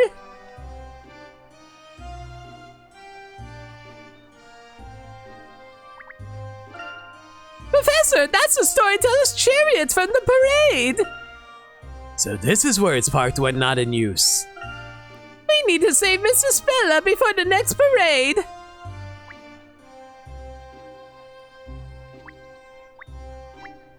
Reminder that you cannot type. Oh, hello. Hidden puzzle. Oh, Professor, I think there are mice hiding up there. Take a closer look, Luke. They notice there are not only mice hiding there. Eh? Ah, I see what you mean, Professor. There's a hidden puzzle there, too. Ah, yes. My hat most craves the most hidden of puzzles. Just leave it to me, Professor. I can handle a puzzle like this in no time. So long as you leave the pick rats from my hat, I need not care. This puzzle might prove to be a little tricky. Take a deep breath and do your best. If you think it's too much for you right now, always select quit and come back to it later. Right you are, Professor.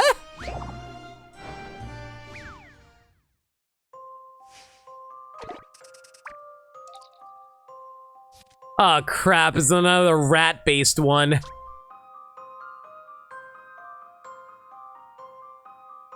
It seems the mice have taken up residence in the house. They're particularly fond of the delicious cheese kept there. Tilt the table left, up, right, up, and down to send the mice sliding across the surface. Slide each of the 4 mice so they end up in the traps. You want me to murder a whole bunch of mice? Make sure they do not touch the cheese. Touch the arrows on the touchscreen below to tilt the table and slide the mice in direction indicated. Note, the mice will not stop unless they hit an obstacle. Grab all the mice without letting them get the cheese.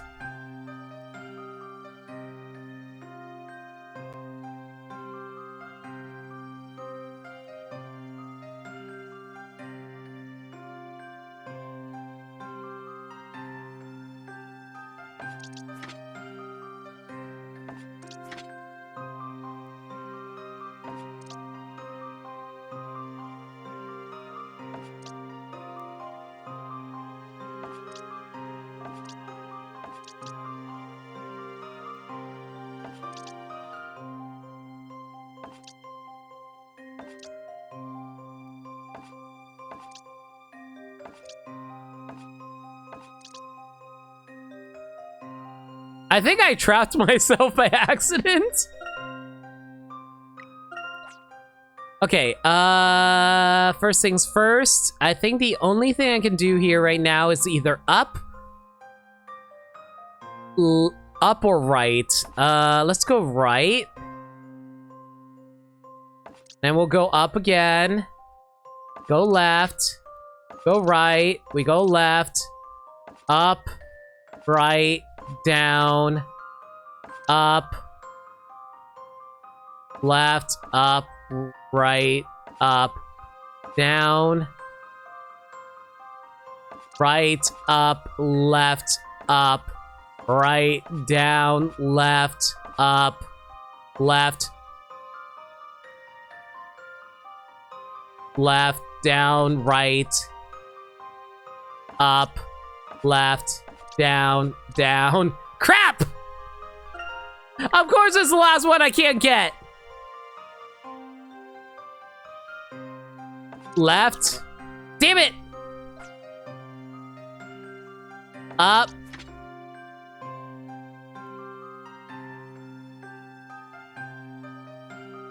Down. Up. Down.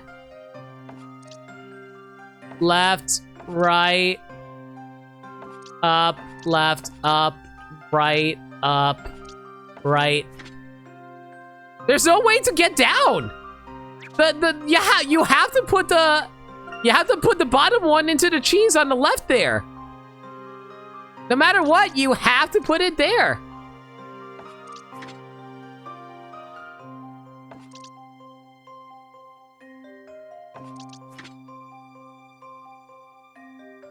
Yeah, there's no way to get through there. You have to get the bottom mouse to the left side. Because, like, if you try to go through it any other way, it's going to hit cheese.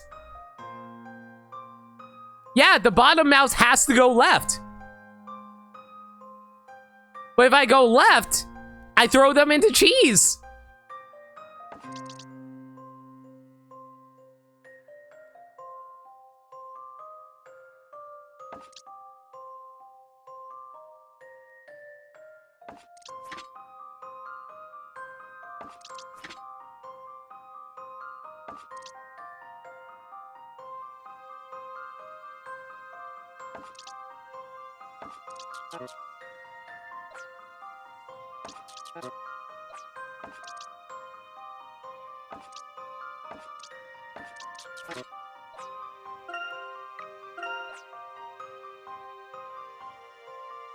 If only there was a way to cheese it. Thank God for restarts, am I right?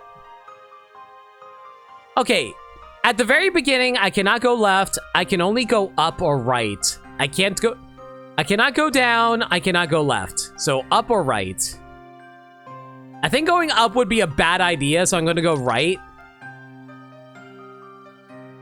After that, I think I cannot go down. I cannot go left, so I can only go up or right. Our only option is to go up. We cannot go down. We can go left or right. Only option is left. We cannot go down. We cannot go up because if I go up, I'm going to slide too far up. The only option I have is right. And yeah, only option is right.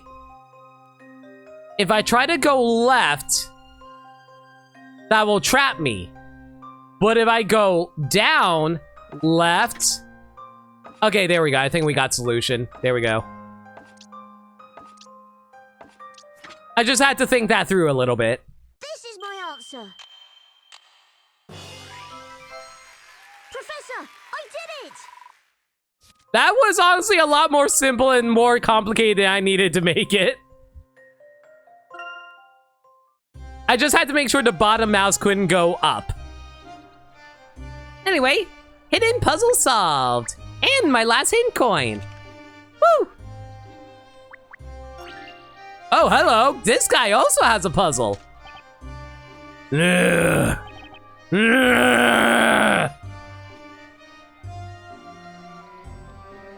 it looks like you're at a dramatic song reading. Nope. No more puzzles. No more pick rats. I'm done. Actually, let me see if I can find that Tumblr post.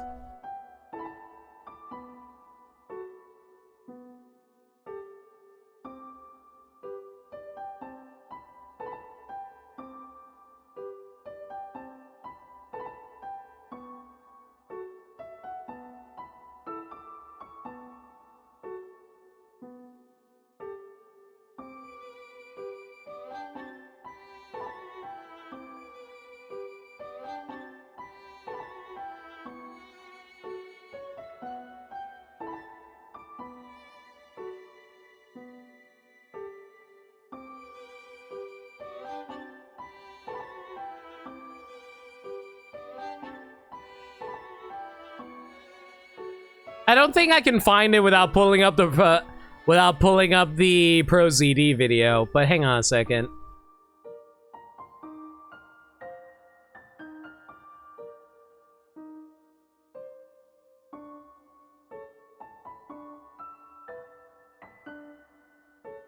Professor, where are you going? I'm done. I told them to save their hint coins for difficult puzzles, but their dumbasses decided to buy the super hint on a 30 pick rat puzzle.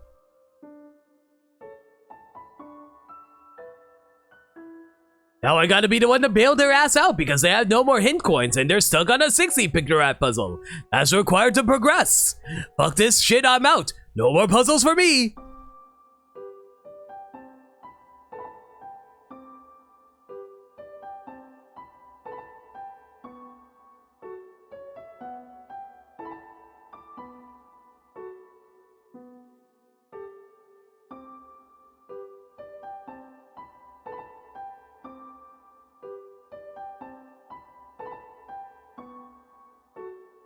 Now, what kind of dumb, dramatic song reading can we do here? Yeah! I may not always love you, but long there's stars above you. You never need to doubt it. I'll make you so sure about it. The Pharaoh only knows that I'd be without you if you could ever leave me. Well, life would still go on, believe me. The world could show nothing to me, so what good could living do me? Yami Yugi only knows what I'd be without you. Oh, yeah, yeah, yeah, yeah, yeah, yeah, bow, wow, bow, wow, bow, bow, bow, wow. Yeah, Brooklyn Raid, bow, bow, bow, bow, bow, bow, bow, bow, do, do, dow. Bow, bow, bow, bow, bow, bow, do, do, do, do, do, do, do. Hey, Yugs only knows what I'd be without you. If you could never leave me, well, life would still go on, believe me. The world could show nothing to me, so what good would living do to me? Only Yugi knows what I'd be without you. Yugs only knows what I'd be without you. Yugs only knows what I'd be without you. And the rest of it is just repetition. We're going back. There you go, Ruby. Hope that was good enough for you. And thus, Professor Layton retired from the life of a puzzler to become something that didn't involve puzzles. Card games on hippos. See, that is the plot of Arc 5.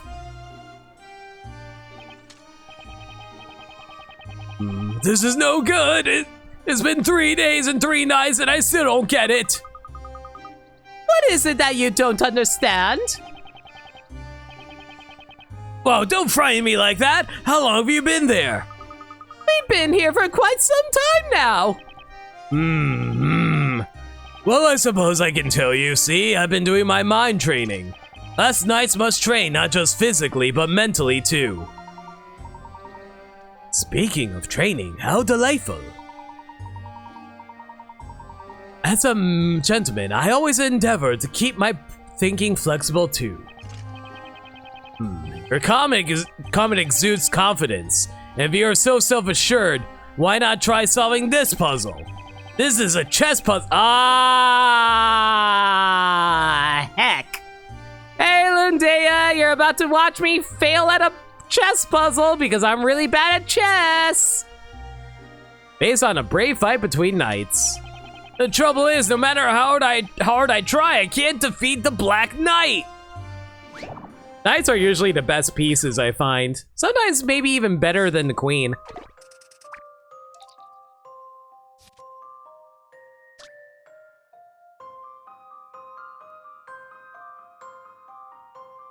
Two opposing sets of knight chess pieces are engaged in battle. In order to win, your chess piece must topple the enemy piece. Chess knights move 2 squares forward and 1 square perpendicular on each turn. The initial direction can be up, down, left, or right. Careful, the board is filled with pits and spaces. I'll move your pieces in the direction shown. The red colored pieces are areas to which you can move your knight. Touch the desired space on the touchscreen in order to move your knight there. Jumping on the opposite black knight piece will move it from the board. Beat all the black knight pieces on the board. Ah, heck, Skylar. I don't know chess. Do you know chess? I'm a big dub. Just call Edgeworth, he can help. Yeah, Edgeworth's pretty good at chess. Just remember, L-shaped movement. Yeah. Yeah. You're starving, so you're going to fry up some chicken, Hamid? Nice. I hope you bring enough for chat. I'm kidding. But yeah, I'm pretty good all right now. It's just really hot here in New York right now. I am sweltering. I feel so bad for the rest of the world too, because I hear England, like I heard Europe is hitting like 40 Celsius, which is insane. And then there's freaking Oklahoma, yeah. Okay, so if I go top left, I will go into a hole, I think. No, actually, no, we'll be okay if we go there. But if we do go there, they would just trap us, I think.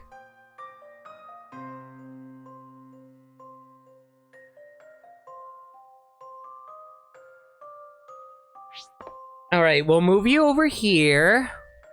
If I go to the top left, I'll be sent into the pit. If I go top right, I'll be sent into a pit. If I go further to the top right, I'll be sent into a pit. I'll be sent to a pit there. I guess over here?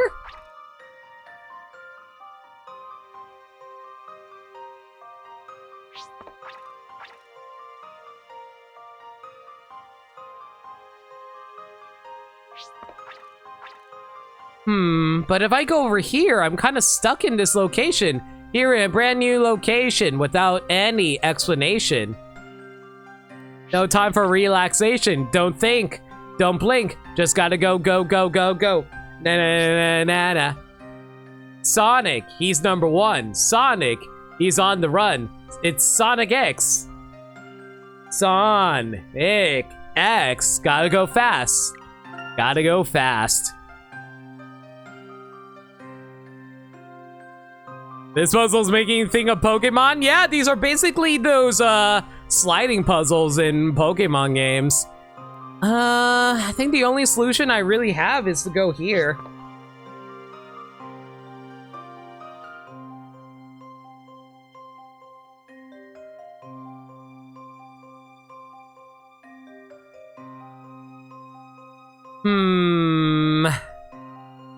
Decisions. I guess we can go... No matter what, I'm going to land in the pit. That's the problem. Because if I try to go to... Oh, actually... No, if I try to go there, that's just going to trap me in the bottom.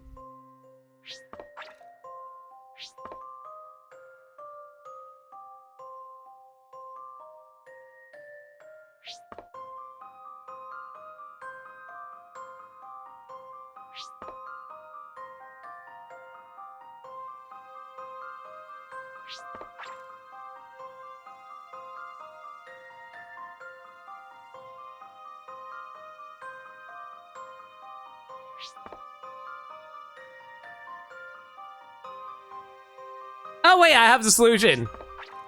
Bing, bang, boom, I'm a genius. Allow me to show you my puzzle-solving skills. Ah, the joy of solving puzzles.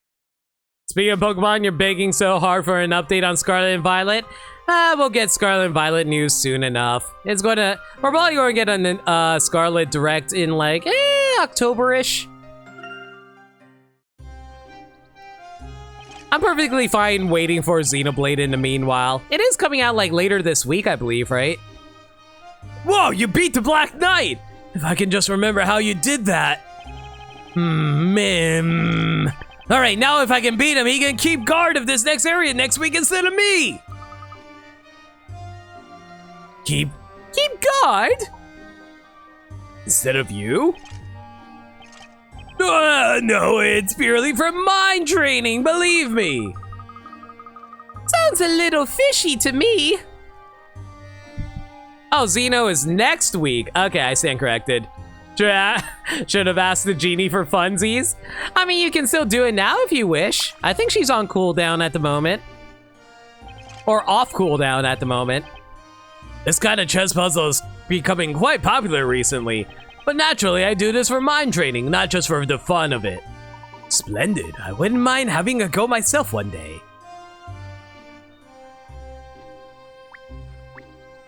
I wonder if that's actually going to be a minigame I have to tackle later for this game. I wouldn't be surprised.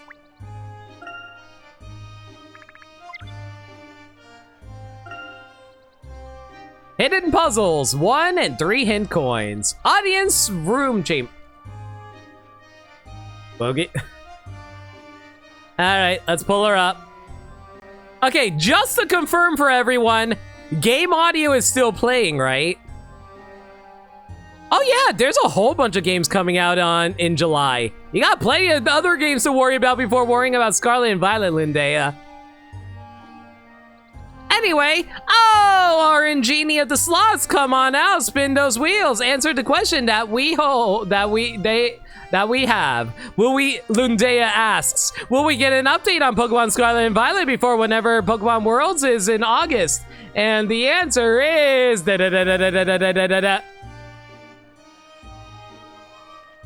Well, I see we accidentally bugged her during her break time. Oh, please. Can't you tell that I'm busy on break right now? Please come back and ask later. Thank you, Genie. Really appreciate your insights on everything, girl. Don't really need... Always happy to have you around. Bye. Fitting that she's reading during this game.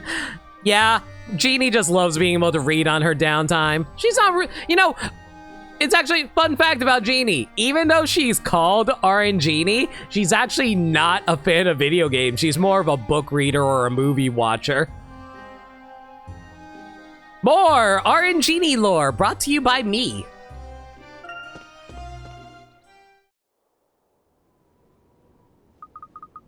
The storyteller should be in here, right? I'm starting to feel a little nervous.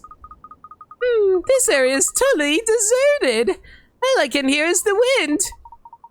It looks as if it's not even the knights are allowed to come here. He really is treated almost like a god. I wonder what someone like that wants to talk to us about.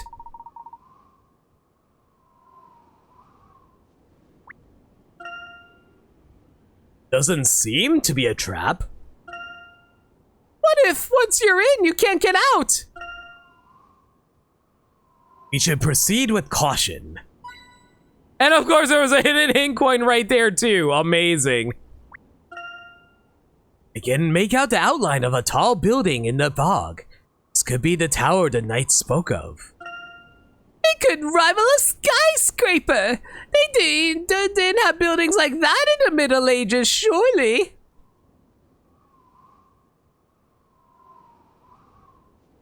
Looking forward to tomorrow? What's going on tomorrow, Max? Alright, that's 2 hint coins. There should be one more, which will hit 108 for us. Oh, hello, hidden puzzle. What's this? What is it, Professor? Have a look at this, Luke. There's a puzzle concealed here. In a situation like this, perhaps solving a puzzle might help to relieve stress. I think you're right, Professor. It does look like a lot of blood is being sucked out of your skull as it is. This will help relieve the stress from your man-eating hat.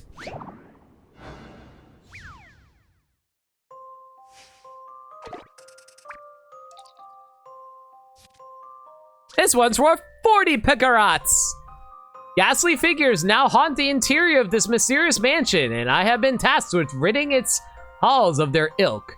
If I am to succeed in my mission, I must fight all the candles to vanquish these fiends. Light all the candles to vanquish these fiends. This room seems to rotate. Use this to your advantage and rotate the room so I might reach the candles. Note, the candles will light up or extinguish every time the knight passes by. Yeah, we got another version of this.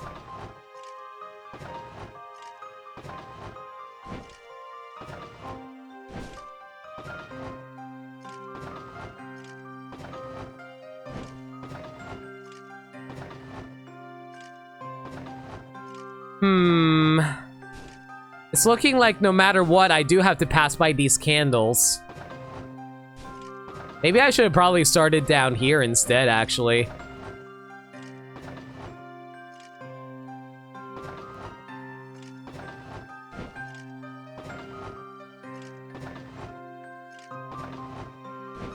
Oh, well, there you go. Easy puzzle is easily solved. Oh, yeah, this was totally worth 40 picarats, everyone. Oh, no, whatever will I do? I've proven myself. Come what may, puzzles are there to be solved. Looking forward to tomorrow. Does Pokemon news usually drop on Wednesdays? I always thought Pokemon news drops on, like, Tuesdays. Excellent, that was quite a dizzying experience. Amazing what a little light can do for the atmosphere of a room. Another sweet treat for my hat. 108. One for every spirit that resides in Spirit Tube. It's normally Wednesday? Well, I stand corrected. Keep half of the picarats in your pocket. Save them for the puzzle drought. Yeah. It's good to have some leftover picarats for the eventuality of my hat devouring my soul.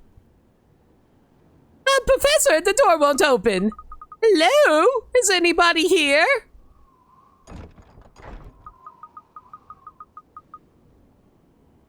Hey, Skylar, I already determined what my thumbnail is going to be. It's probably going to be Professor Layton being a man-eating hat. If you can somehow find some PNGs of that, that would be fantastic. No reply. It appears there's no keyhole. It's no ordinary lock system. Inviting someone to visit only to lock themselves out? That's a bit rude. Just a moment, Luke. If you look closely, you'll see there's a puzzle built in there. I believe this is maybe a real test, Luke. A test to determine whether we qualify for an audience with the storyteller or not. Layton's hat, but it's got the cappy eyes. Exactly, perfect. That's a bit off, isn't it? But when it comes to puzzles, we'll be glad to oblige, won't we, Professor? If we don't want this hat to take over and destroy the world, correct, Luke? Indeed, my boy. Let us show our mettle. One day, this hat will grow to an immense size and devour everyone in the world, but until then, we feed it pecarats.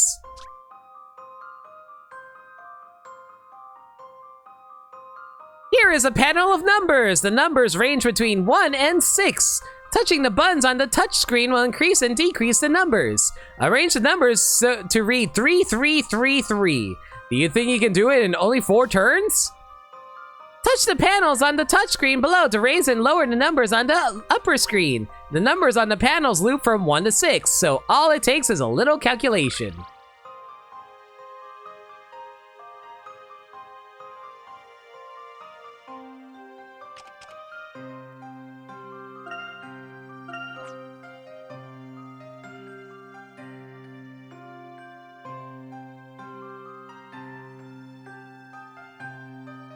Okay, I already know the solution. So basically, if we wanted to read 333, the third number is already on 3. So what we want to do is to make sure, like, we definitely have to input this. We input the bottom one. The reason we do that is because if we input some other one, it will, the other options are always going up by 1. So what I need to do is pick 2 other ones that go up by 1. And then counterbalance that. So we're currently sitting at 3 on the furthest left and the furthest right. So basically we need to counterbalance it so we don't input the same amount. So what we need to do is...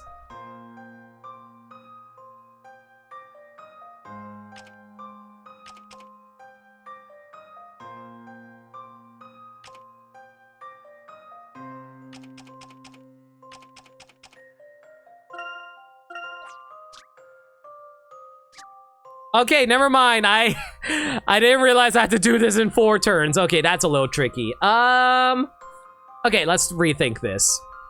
If I input like 3, it will always go up to 6 no matter what. So it goes from 1 to 6. Let me think about this real fast here.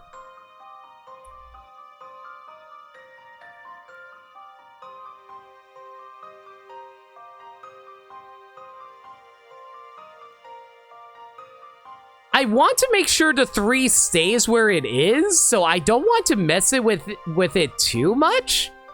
So if I hit this, that'll get me there. And then I just need to move up to the 2nd and 4th ones up by 1. The problem is I can't raise them up by 1, so ugh.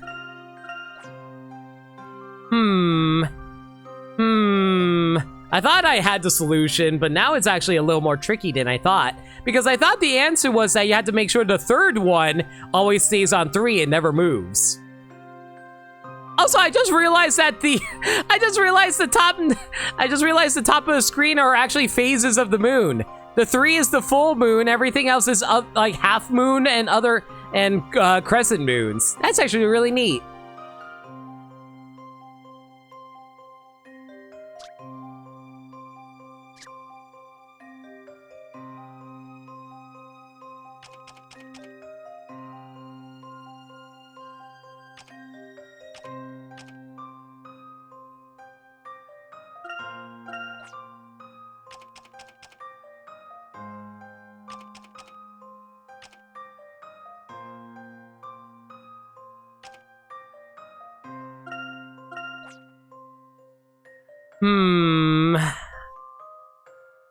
What can I do to do this in 4 turns? I think I do want to hit the bottom one. Wait. Okay, I got a little paranoid because I was like, wait, if I just input these 4 times, wouldn't that just give me the answer? Okay, it's not that easy. I legitimately thought for a moment if I just inputted the same one 4 times, it might actually give me the answer. That feels like a trick question that Professor Layton would pull on you, wouldn't it?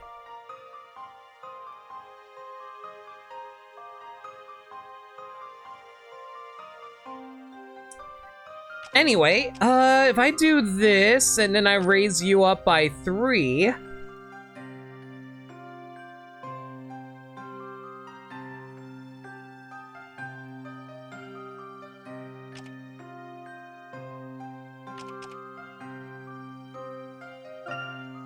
Maybe I'm overthinking it. Maybe I actually am supposed to hit this like twice. And then I hit this twice? No, that's not it.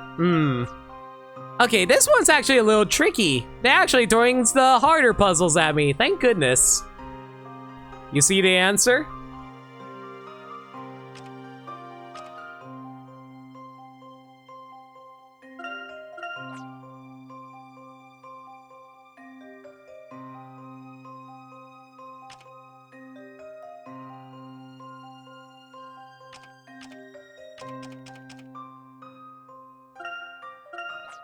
One, two, three, four. Okay, I'm definitely seeing where I can get like the corners. I'm just not seeing what I can do for the middle part.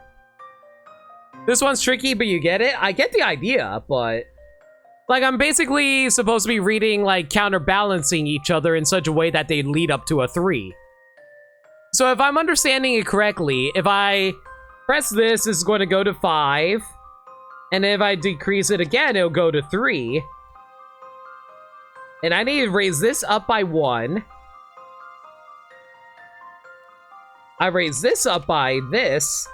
And then I have you decrease by that much. That becomes, damn it. I basically need to do math here, where I have to input them separately in such a way that they lead up to 3. So like, it's like the third one over here, like the third one is currently on 3, so I need to counteract basically everything I do to lead it to always go back to 3. So if I, for example, hit the 5th option, I need to counteract the 2 downs with 2 ups. And then use the middle one because it is a neutral thing that doesn't do anything to the middle. For the farthest right one, I needed to go down by 1. But because if I hit the neutral one, it'll go back up to 2. So it'll go to 5. And I have to reduce it by 2 again. So I just hit the top one twice, right?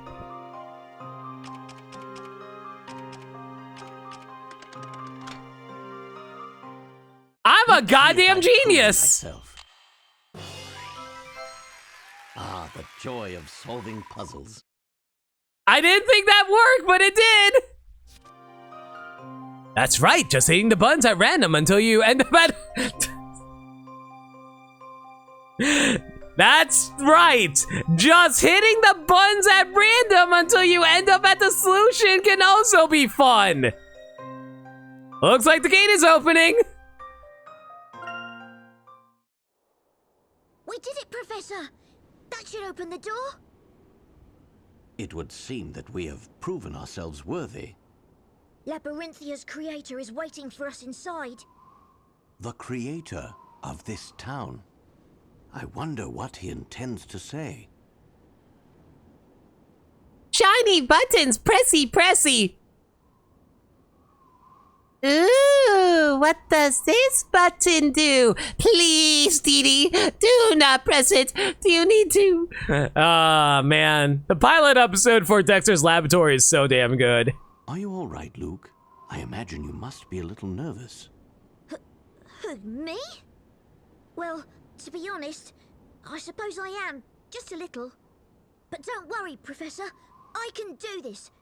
Let's go. Let's meet the storyteller. And I was not pressing that random. I was actually thinking about the math. Muster your courage. We're going in. It took me a while, but I realized it.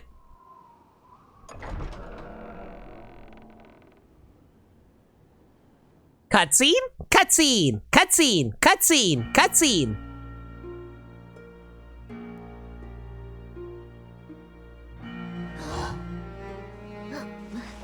And thus the guests finally made their appearance.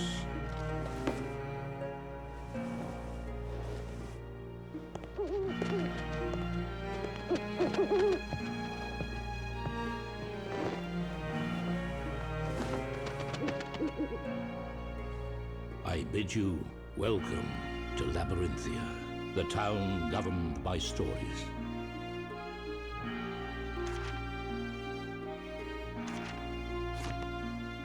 I've been waiting for you, Herschel Layton. By name, is Klaus.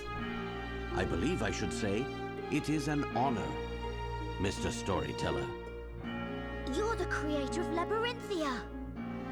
But why did you call a professor here? I have summoned you, so that I may ask you why you are here. I beg your pardon? What are you talking about?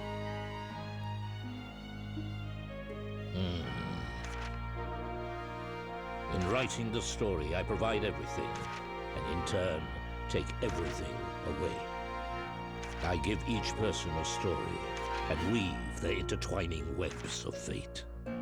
However, it would appear that interlopers have found their way into the story. The two of you.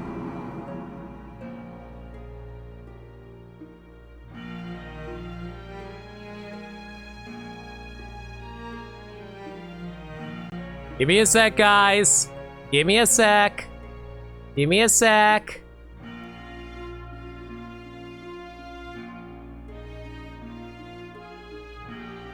One moment. One moment.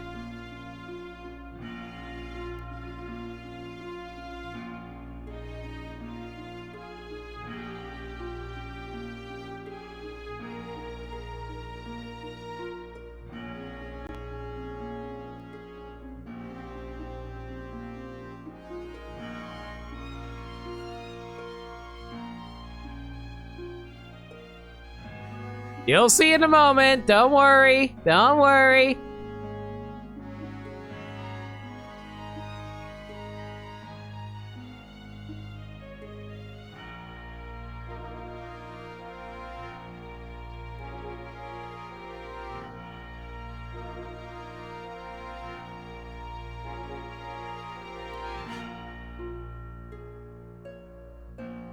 Ah.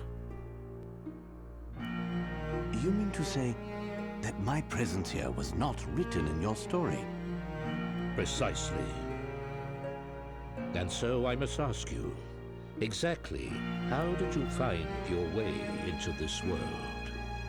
In truth, we found ourselves here somewhat inadvertently. We were brought here by a book. A book called the Historia Labyrinthia. I am led to believe it was you who wrote that book. Surely you cannot deny it. It would appear I have found it. The source of the corruption within my story. Corruption? In other words, you consider our presence to be a hindrance to your story. Is that correct? Yo, Layton and Luke are a glitch in the system. So if I reset the game, does that mean they get deleted? According to the laws of Wreck-It Ralph? Not only you. There was another man who tried to change the course of my story. Ah, You mean Carmina Accidenti? Carmine. So, there is a connection between him and the two of you after all. Does anybody know who the voice actor is for the storyteller? Oops. Yes, his name is Carmine Accidenti. And you know the best part, Lindea? He dies in a car crash. Carmine Accidenti! Your presence here is, shall I say, a slight inconvenience. The story of Labyrinthia is about to take a turn towards its grand finale. grand finale? Indeed, a conclusion that requires a climax of epic proportions. Robert Ashby. Has he ever done any voice working games? Don't see much else he's done. Fair enough. The identity of the great witch Bazella is made public. She is tried in the court and finally destroyed. At last, peace will be restored to the town. The final scenario is close at hand. The identity of the Great Witch? Do you mean... The identity of the Great Witch. is actually Maya Fey. Suddenly Maya gets put on trial. It's true that the townsfolk look at me in a different way, and the reason for that is because I am... What? What? I'm the story... What? I am the storyteller's daughter? Oh! Is this actually Mist? Yes, we're actually playing Mist Wolf. Oh my god. You're what? It's Bella. You're the storyteller's daughter? I didn't see that coming.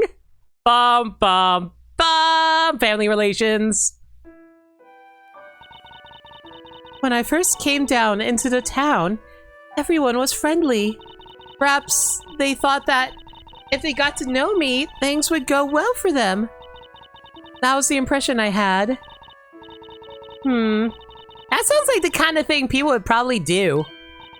But obviously not me. I wouldn't do anything like that. No one's accusing you of anything, Maya. Unfortunately, things didn't work out the way people hoped they would. Well, people should realize that good things don't come easily. Believe me, I know that more than anyone. God, this last year has been really rough for me. Then one day, someone just happened to bump into me in town, And I was knocked over, and you got knocked down, but you got up again. There's nothing ever gonna keep you down? later that night, that same person was attacked by a witch and killed by her magic. I don't know whether it was just a coincidence or not, but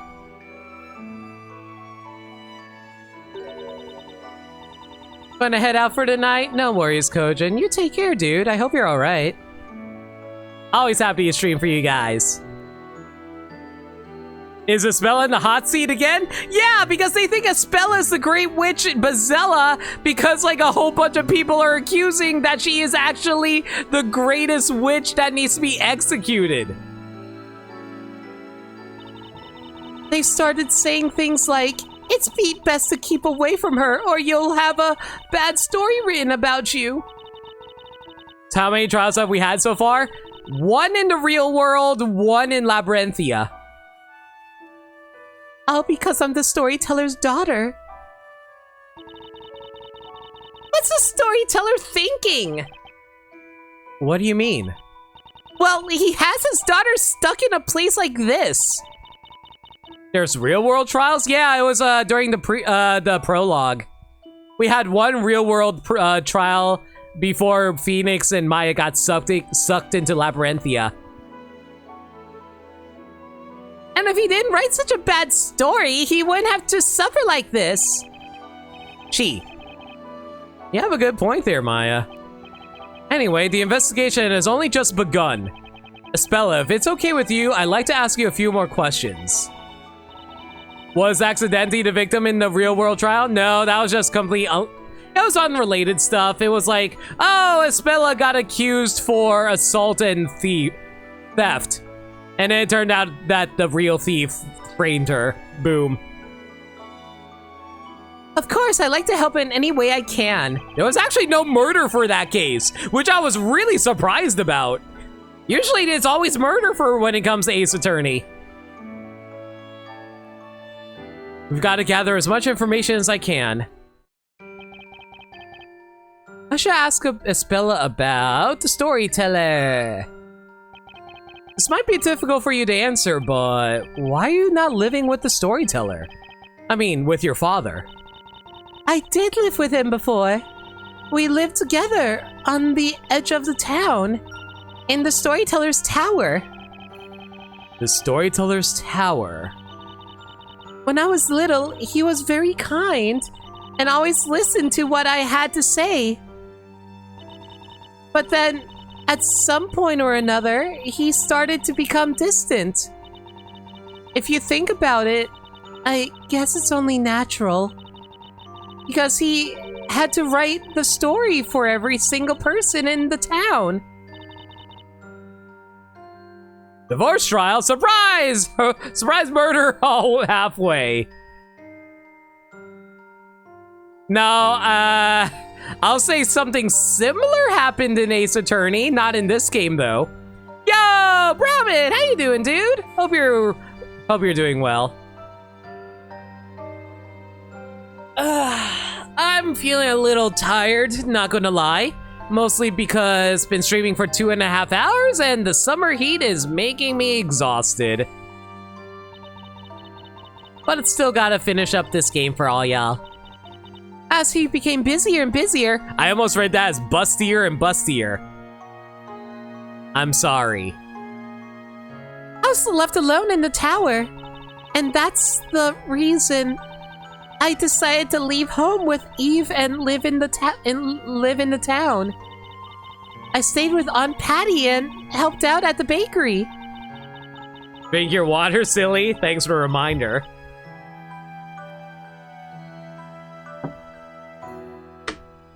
You know, it's well past sundown. It's still burning up here.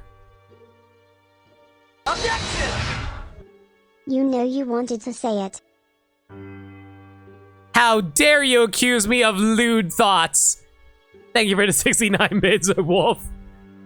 But, and yes, you are right. I did want to say it.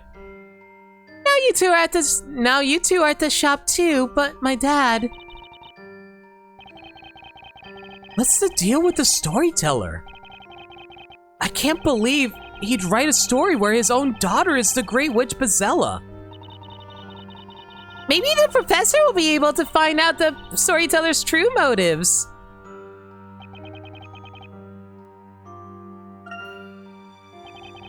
And what about Patty? Does she know anything about your past? Have you ever told her that you're the storyteller's daughter? Yes, she knows. When the other people in town started avoiding me, Aunt Patty was the only one who stood by me that whole time. Yeah, Patty's always looking out for you. There's so much I have to thank her for. It's been 5 years since I left my dad and started living with Aunt Patty. He's always been so kind. He's been like a mother to me. Who's your mom? Is your mom Dark Law? I didn't realize she was into older gentlemen. Have I mentioned I'm 30? I'm pretty sure Dark Law is like, what, 27? And had Isabella when she was like 10? Oh god, that's a dark thought. Let's not go down that train of thought. Now that you mention it, what about your real mother, Isabella? Oh, there we go. I don't think it's ever mentioned how old Dark Law is. Actually, I can't remember anything about her. You got some candy? Nice. What kind of candy you got? Nerds Rainbow. Nice. Oh, dude, now you're making me hungry for Nerds Rope. I used to love eating Nerds Rope growing up. According to my dad, she died in an accident when I was still young. Okay. And that's really all I know. Okay, actual question for chat. How would you guys eat Nerds Rope? Would you eat Nerds Rope in the bag that they came in? Or did you eat Nerds Rope by taking them all out and just like munching on them and carrying them around in your pocket? I personally kept them in the bag because I didn't like having the nerds accidentally spill on the floor. And usually whenever I finish, I would tip the bag upside down and have the remaining nerds hidden in the bag to fall into my mouth. Take them all out of the bag and eat it like jerky. Taking it all out and then running along so that you scrape. Oh, okay. See, my problem is I can never finish Nerds Rope in one sitting. If I try to do that, my teeth would get really, really sick from how much sugar there was. So that's why I like to keep it with the bag. Remember breaking them off while eating them, so bag for you, but you try not to be too messy. That's fair. I remember, like, I remember loving how sticky the actual gummy from inside of Nerd's Rope was, and I always was really curious how they made it like that. Reminds you of love eating fruit roll-ups. Oh yeah, that's basically the same thing for me as well. I just like slowly unravel it. I don't fully unravel it when I'm eating fruit roll-ups. I see.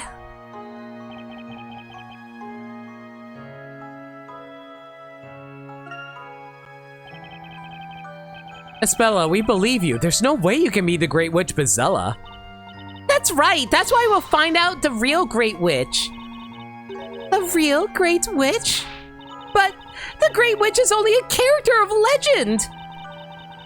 How could you possibly find her? Well, admittedly, at the moment, we have no real leads. Actually, to be honest, we know next to nothing about Labyrinthia. We're supposed to have been living with you for 5 years now. But that memory turned out to be completely phony. You have any ideas at all, Espella? Anything that could give us a clue? I guess it's a lot to ask. All magic-related incidents are thoroughly investigated by the Knights of the Inquisition. And if there were any clues as to the whereabouts of the Great Witch, then I believe they would have found them. I guess you're right. As far as I know, there's not a single incident that has remained unsolved by the Inquisitors. Wait a minute, that's not right. What is it, Maya? The part about there being no unsolved incidents. What? Last night, me and Luke ran into High Inquisitor Darklaw. Anything to dispel this mystery? I swear, one of these days I'm going to actually put sunglasses on Lena. I am going to get sunglasses on Lena one of these days, I swear. Wait, what? You saw Inquisitor Darklaw? Yep, she said she was investigating some kind of incident with magic. She said that it took place 3 months ago, I think.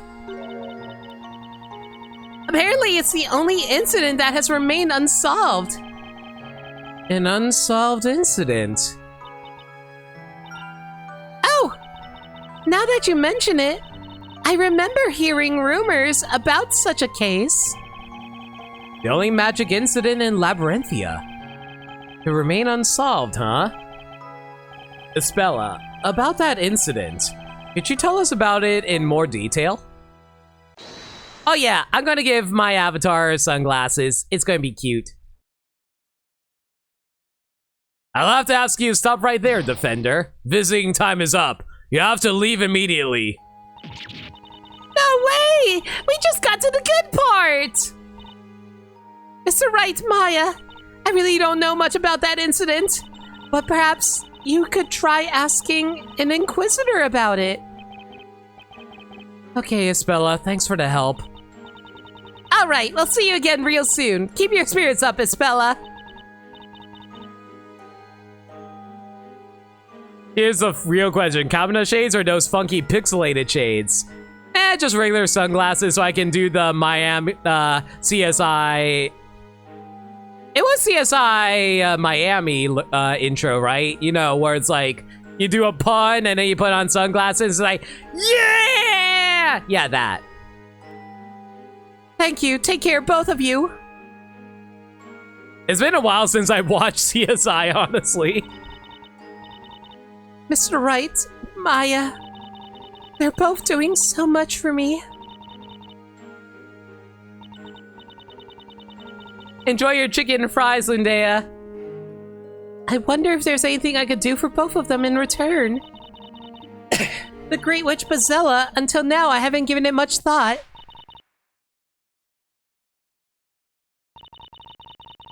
The Great Witch, the legendary fire, flames, inferno. Forecast Ace. Oh my, what is this? My head hurts.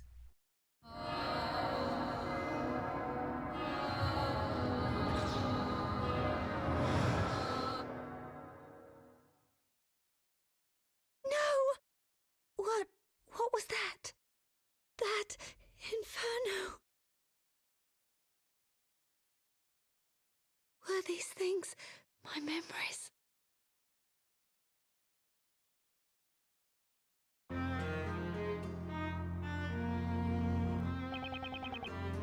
This town's one and only unsolved incident of magic. I'm sure she said something about an alchemist who lost their life to the witch. An alchemist was attacked? That sounds like a serious case. You got that from High Inquisitor Darklaw, right? That tornado's carrying a car! That's right. When I was searching for Eve last night, I meant to tell you about it, but it totally slipped my mind. The only unsolved incident, huh?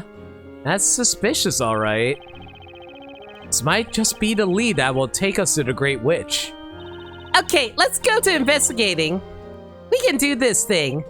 Yeah, so, I guess first we should check out the Inquisitor's Hall, right? We might just learn something there. Sure, let's get going. On the other hand, we might just learn how unwelcome we are here. Hey, come on, Nick! Enough with that wishy-washy attitude! I didn't even say anything. This is why I think Maya's also secretly a mind reader. These old benches can wait. Let's go to Inquisitor's Hall. Oh my god, can the Ace Attorney characters actually have something funny to say? Seriously, do they really not have anything unique to say about us just like running around and examining stuff? They used to examine stuff all the time for no reason during the, during actual Ace Attorney games.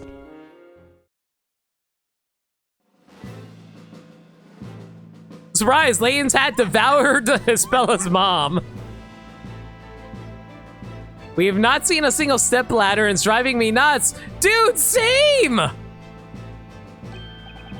Wait a minute, that aggressive bark. Please tell me that isn't... It's Sir Wolfenstein Constantine! The precious puppy. Aha! It's Constantine! He looks so happy to see us. I wish I could say that feeling was mutual. Once bitten, twice shy. That's pretty much sums me up right now. Really? I don't know. I think he's looking much more friendlier today if you ask me. See, come on, Nick. Bit him just once. Maya, please do not bait Nick into getting his hand mauled by a dog.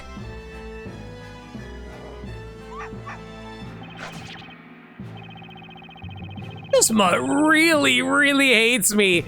Seriously, okay, like, aside from Missile, does any animals like Phoenix? Because I'm pretty sure the parrot from Ace Attorney 1 also hated Phoenix.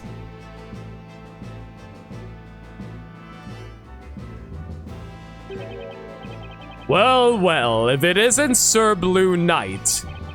Exactly what are you doing over there on all fours? Oh, Inquisitor Barnum! Glad to see you again. Actually, there's something we'd like to ask you about. Come on, Nick, stand up already. Ugh.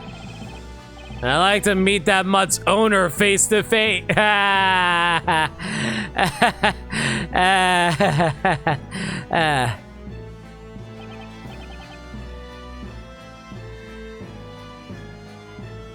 How foolish. Constantine happens to be mine, and a true knight's companion he is. He needn't waste time sinking his teeth into the likes of you. I had a hunch. So Constantine really is your dog, huh? Gotta admire the nerve of this guy. He just sits back and lets his dog bite people. I mean, me. Never mind that. What is it that you want to talk about? Just make it quick, Sir Blue Knight. So, you Inquisitors were the ones to investigate incidents of magic in this town, aren't you? Yes, of course. If you don't mind, we'd like to ask you about that unresolved incident with magic. There's one thing you must never forget. The Knights of the Inquisition excel at their work. Right. All incidents of magic perpetrated by the witches are dealt with by the Inquisitors, without exception. Spoken with that usual calm and collected air of confidence. That's interesting. You see, we heard different. Apparently, there's one particular incident that still remains unsolved. Something about an alchemist being murdered. Ring any bells? What? Who did you get that information from? Well, High Inquisitor Darklaw.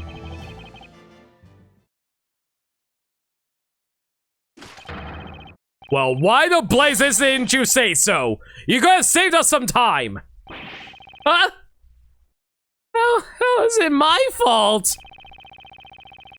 The High Inquisitor has put me on the spot by leaking such information to the likes of you. Well, I suppose that leaves nothing for it. I shall tell you the whole story, since I do not believe in doing things by halves. Please, go ahead, we're all ears. It was 3 months ago that an alchemist living near the town square was murdered. Sorry, Inquisitor Barnum, but I'm kinda lost already. What are you lost on? Do you not know what an alchemist is? Is there a difference between alchemy and magic? Meanwhile, Edward Elric is screaming, "Of course there's a difference! Alchemy is science!"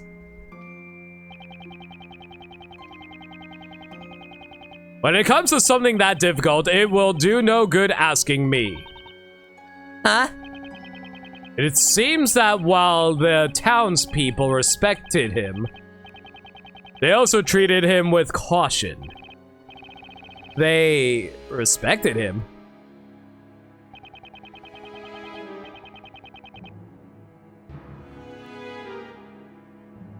Okay, I'm not losing my mind, right? That totally is Larry, right?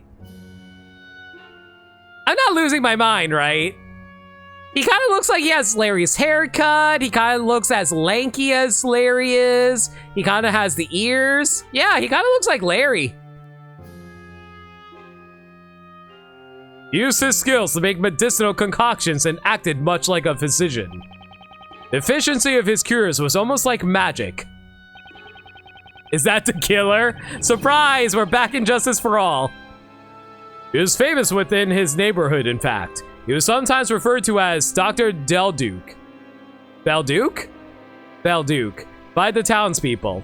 I wonder if there's a pun to his name. Belduke, Belduke, Belduke, Belduke, Belduke. At any rate, it's safe to say that Sir Belduke was no witch.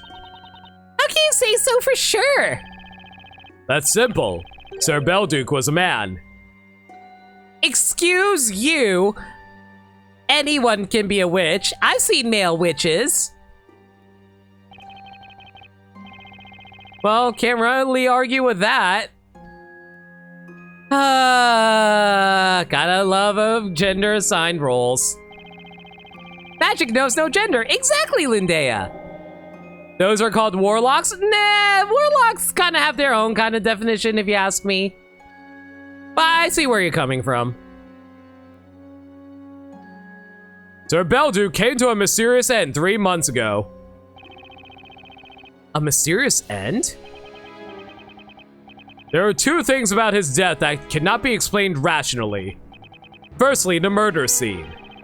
His body was discovered in his residence, in the study. His room was locked. There was no conceivable way that crime could have been committed except by witchcraft. Witches can be any gendered. Yeah, exactly. I know plenty of male witches in media. And I know male witches in real life. Isn't that what people call a locked room mystery? A what? It's nothing really. So what was the other mysterious thing? Secondly, until then, all incidents involving witches have been foretold in the story. Yeah, there are witches in real life. You realize that Wicca is a religious thing, right? Oh, Windows Defender, please chill out. Thank you.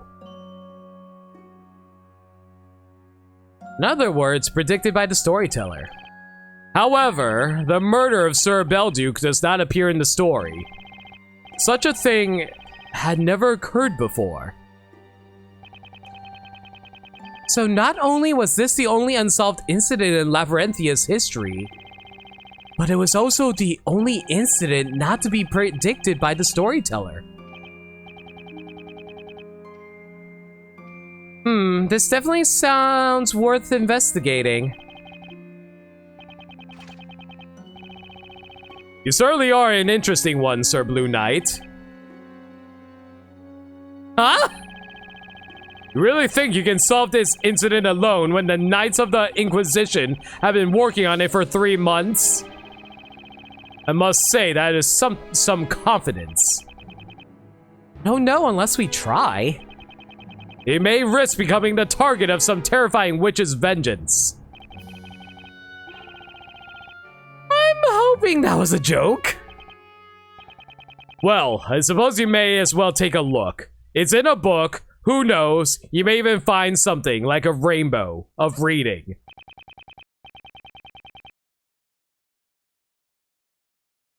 Sir Belduke's residence is just beyond the town square. Ask anyone around there, they'll soon point you in the right direction. Thank you, Nightbot.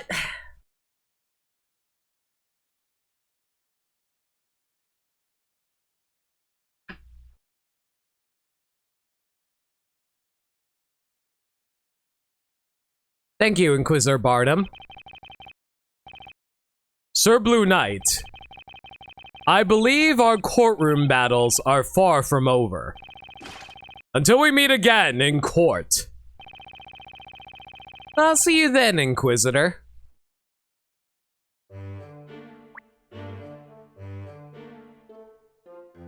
Look how tiny he is! Oh my god! Look how small he is! Look how small he is! Sir Belduke's residence has already been scoured by the Knights of the Inquisition. I believe you'll only be wasting your time if you go there now. Alright, well, let's head over there then. No hidden puzzles, 3 hint coins, already got.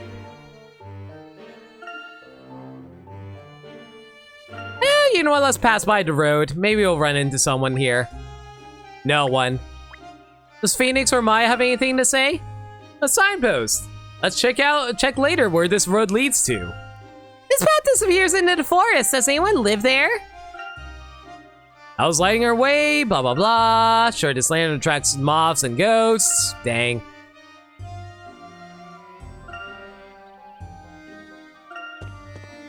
I'm gonna pop by the shopping area real quick to see if we have anything interesting to say. Dang it! All the same dialogue! I was really hoping that we get some new dialogue now that we are in control of Phoenix and Maya, but it's all the same stuff that we had earlier. Ah well. We do have Cluedo in our universe. We're used to murder mysteries for fun. Well, we reached the square. I wonder where the alchemist's residence is. Man, I wonder if that's giant tower in the background over there, Phoenix. Hey, Nick, look over there. There's a street leading away from the square. Hey, you're right. Let's go take a look.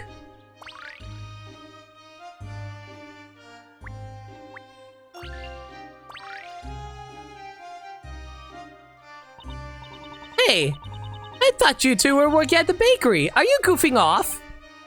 Well, not exactly. Actually, we thought we'd give up baking and try our hand at something else. Is that so? Sounds like a good idea. Your bread did taste a little unusual anyway. What? You mean our bread wasn't delicious? That's strange. I mean, we used so much butter and kneaded that dough so hard. Just my opinion, mind. I prefer my bread a little more fluffy and light. Oh, really? So, just how fluffy and light are we talking here? Well, maybe about as fluffy and light as in this puzzle.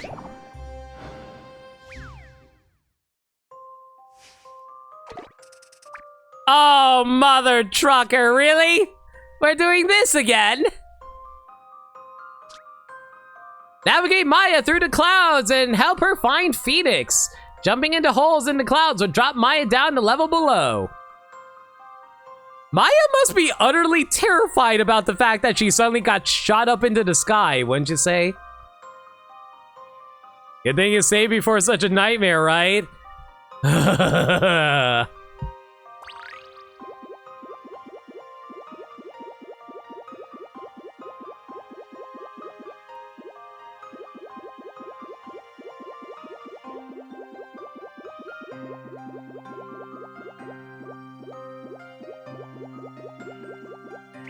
Thank you, Dirt Dog. Much appreciated.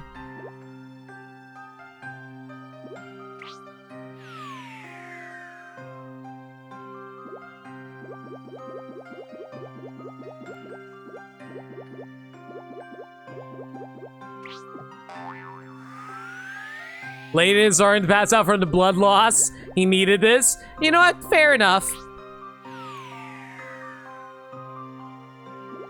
It's related to bread because it's based on where you... because of the clouds being fluffy. Clearly.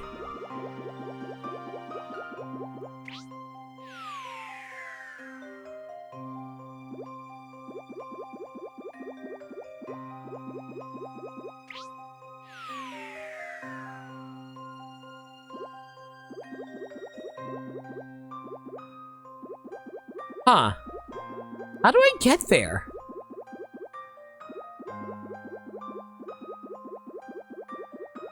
Does it really matter which one I hop on? They're right next to each other.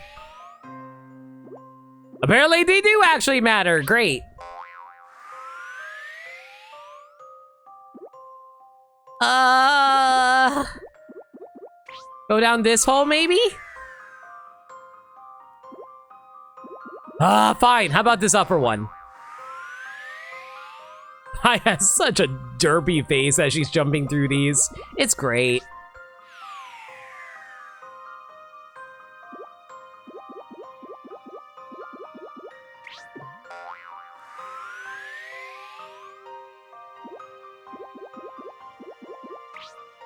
I think the only way forward is by going through the right cloud, actually.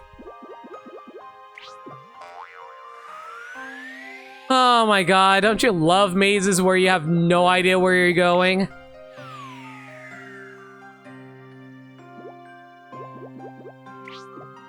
I've taken the same path for the last few. Is there really no way out of here?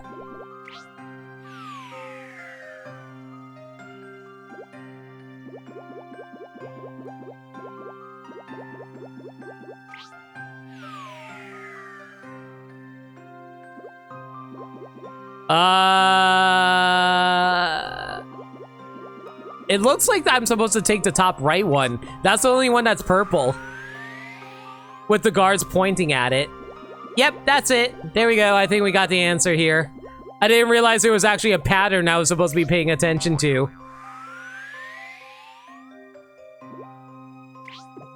Keep your hand on the left wall until the Minotaur inevitably finds you. Wait, it's not that kind of maze? Oh man, I really want to see Maya face a Minotaur now.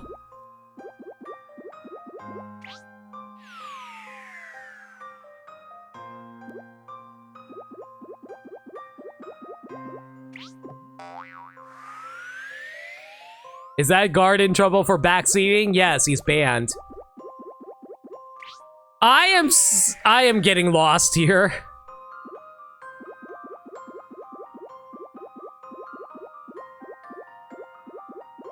I swear I thought I took the correct path. Yeah, like this guy's clearly pointing to the top right. I'm supposed to be taking the top right path, right? Oh my god. This is why I hate mazes, because there's no map for you to consult with.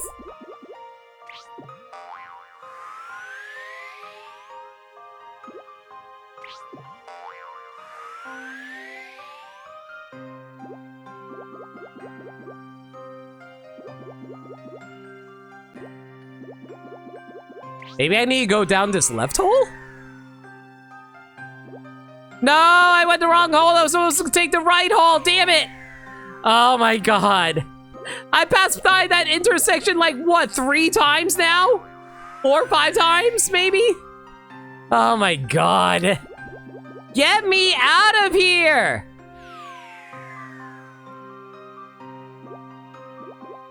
I just want to go home and see Phoenix. I just want to go home and like yell at him about not buying me burgers. Yeah, I had to take the right hole. I know. Let me be free from this maze of fluffiness. What if this is how you get to heaven? What if heaven is just a whole bunch of cloud mazes, and if you can't figure out your way through cloud maze, you're trapped in purgatory for the rest of the time? Maya is so lonely she misses Pearl.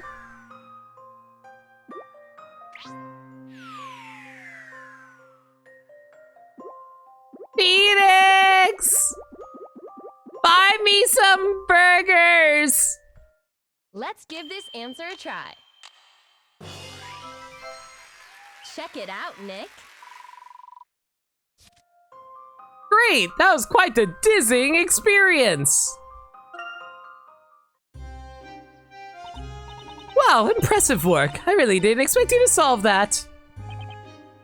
Actually, I thought the same thing too. Maya did all the work, Phoenix! All you did was stand there! Well, I knew I could do it. After much trial and error. So what were you out of work bakers doing hanging around here anyway? We're investigating an incident involving the alchemist. Do you know anything about it? Surely the Knights of the Inquisition are the ones you should ask. They could tell you a lot more than I can. You might be right about that. Even so, it's a right shame someone like him could get murdered. I often went to him myself to get medicine. He was always friendly and understanding. Seems like Sir Belduke was a good man. At least from what I've heard so far. I just hope that they manage to solve this case soon.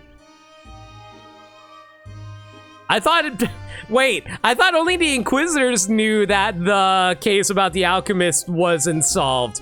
I thought all of the general public assumed it was solved.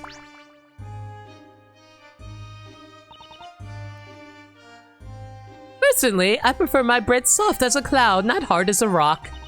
I seem to remember the bread being fluffier and lighter before. Surprise! This is actually the real mastermind behind everything that's going on right now, everyone.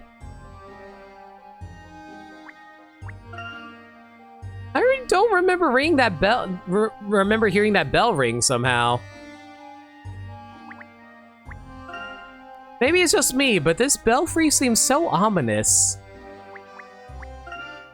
Lush grass, a fine bench. Should I get my picnic set out?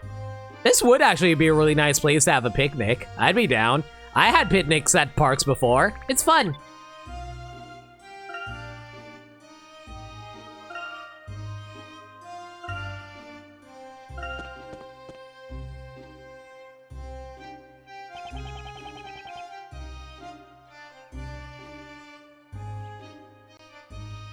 Oh, Genie of Slots, come on out. We got an important question for you. Spin those wheels.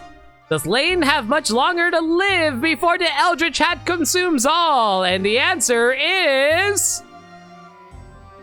I swear this was actually a random roll. It looks like she's still on break and she doesn't care that Professor Layton's about to be devoured by the all-consuming hat. Oh, please. If I had to worry about a hat every day, I wouldn't be wearing no hat now, would I? Thank you, Jeannie. Much appreciated for your insights. Goodbye, girl.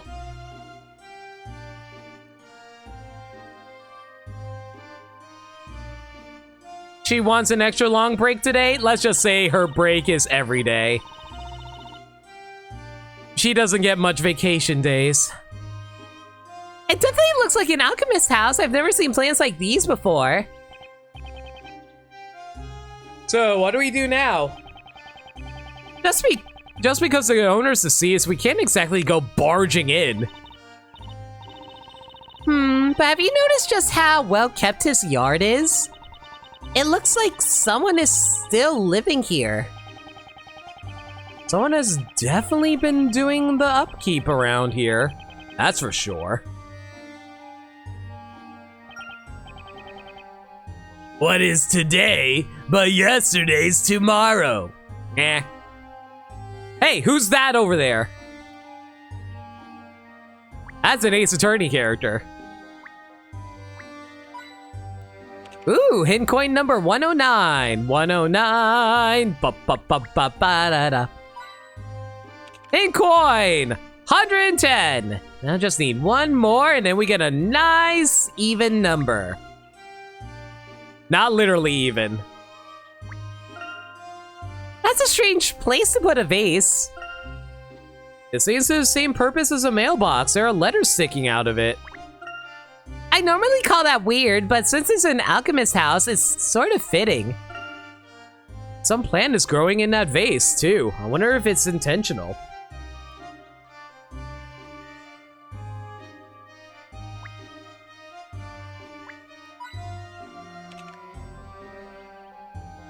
We did it, everyone. We have created a palindrome. That bell tower is visible over the treetops. So the town hall square's in that direction. Almost a town hall. Bell tower is really tall. How come we've never heard that bell? Something tells me that's going to be plot relevant later. What fruit is that? They look so juicy. I'm gonna try one. This is an alchemist garden, Maya. I'd advise against eating anything that grows here. Is there a ladder around here? Anything? Dang.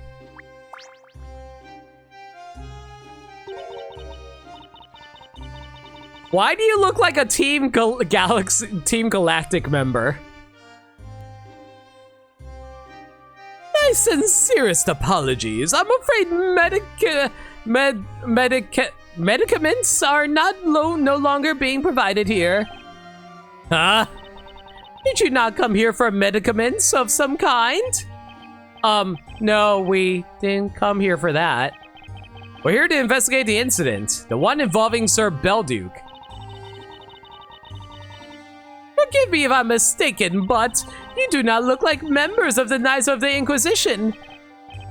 I'm Phoenix Wright, attorney at law. The hell is an attorney?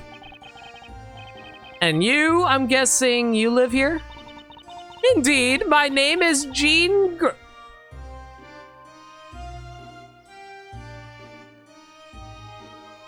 Jean Grail. Or do you mean Jean Grail? Please tell me that Britain knows about X-Men. I mean, I understand what it's supposed to be a pun on. It's a pun on Earl Grey tea. But at the same time, you guys know who Jean Grey is, right? From X-Men? I was butler to the late Master Belduke. At the very least, you should know Jean Grey from the Marvel vs. Capcom games. Yeah, I know. Phoenix Wright is talking to Jean Grail. I get the joke. Wow, Wow, a butler! This must be my first time meeting a real one. Well, Mr. Grail, if you don't mind, I've been told that the incident involves your master was shrouded in mystery. And then there's Earl Grey tea. Yeah. Has it got something to do with the Great Witch Bazella? We're trying to investigate that at the moment. The Great Witch Bazella? Am I right in supposing that you are defending Espella Cantabella? Well, actually, yes. Yes, we are. So you know Espella, do you? That goes without saying. Everyone around here knows her. Ace Attorney is a Capcom game. Not wrong, Max. Not wrong. But he's not a Marvel character. Do you think you can help us? We're here looking for leads.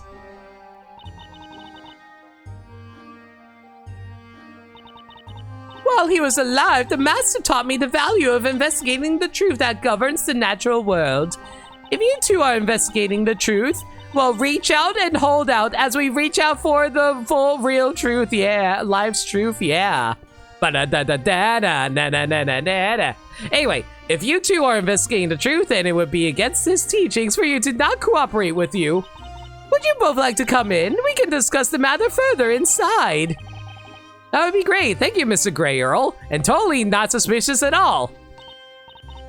Wow, spoken like a true butler. He's a really cool guy, isn't he, Nick? Suddenly he pulls a knife on us.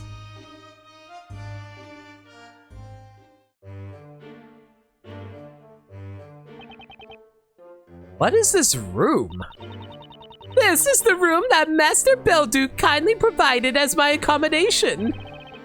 So, is this the room where the incident took place? That would be the Master's study. It is the room right next door.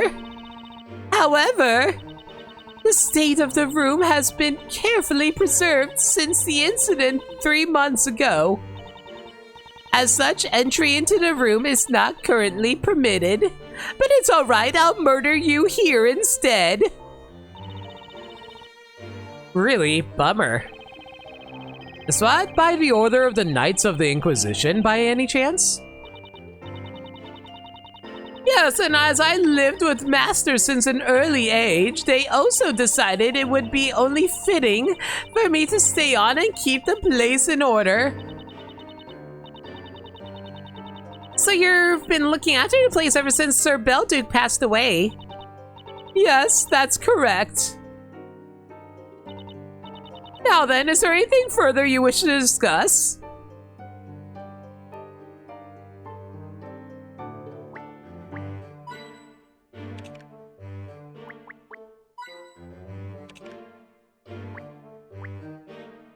Huh. What the heck is this? The floor's been singed. The legendary fire didn't spare even the alchemist's house.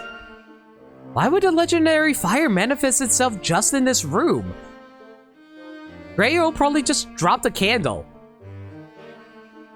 Phoenix, it's never just that simple. When it comes to murder, you know it's never that simple. It's Ace Attorney, where people come up with the most batshit methods of killing people. Like, you know, throwing a safe out the window or something like that. I don't know.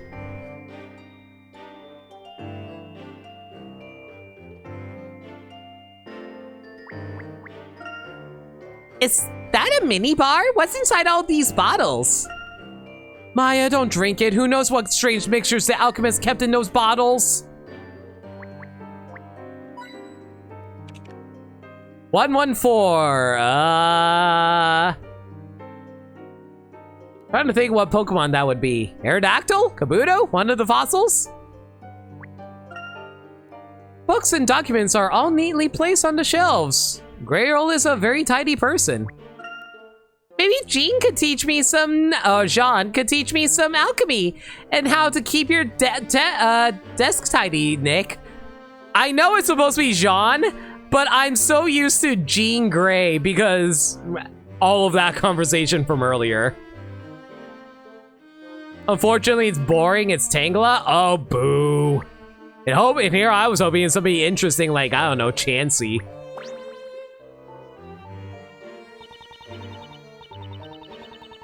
I mentioned a moment ago, I know very little about this matter. As a matter of fact, it might be better to ask the Inquisitors. I can tell you about one thing, though. Chansey is 113. Dang it, missed it by 1. When in doubt, take a bite.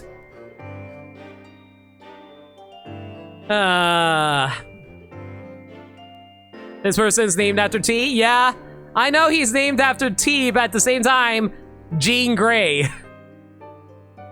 I can tell you about one thing, though, namely what occurred before the incident. Before the incident? Yes, it was 3 months ago, around the time that Master Belduke was murdered. We were on our way back from collecting specimens for research, and it was already into the small hours of the morning. Wow, I was completely off with their voice. There was a thunderstorm on the way, and as the storm drew nearer, we quickly made our way home. And along came Zeus, he hurled his thunderbolts. He zap!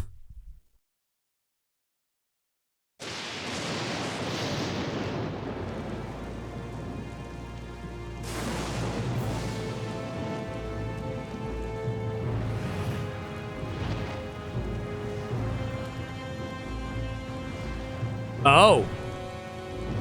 Oh.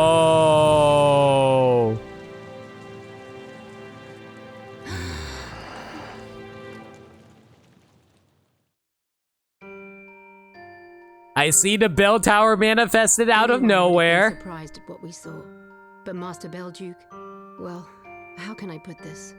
He reacted in a most peculiar way. Unlike others who saw it, he seemed unsettled, as if he was truly afraid of something.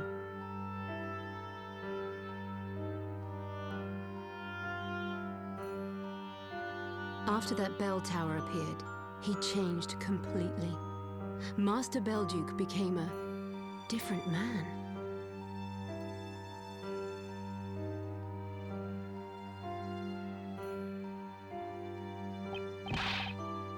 Wait a second, did you just say a bell tower appeared? Hey, that explains it. That must be what High Inquisitor Darklaw meant when she mentioned an incident involving the bell tower. To this day, I do not know what the Master was so afraid of.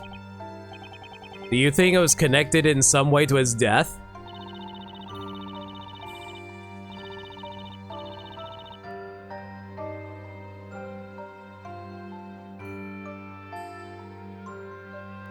Grail is freaking Ursula from Xenoblade 2? Oh my god, we're fighting all the Xenoblade actors. We are Ursula's new groove, and we'll do what we can.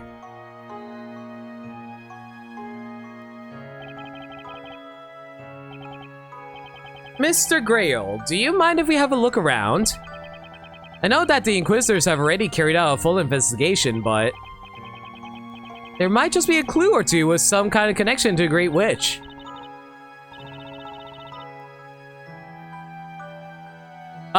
They called John Key. But where's Barry? Well, clearly he's stocking up in the storage. Oh, I know Jean is a girl. I do read comics. I know who Jean Grey is. Well, I suppose. Providing I am allowed to accompany you, of course. There's sensitive equipment everywhere, and if it is my responsibility to take care of it.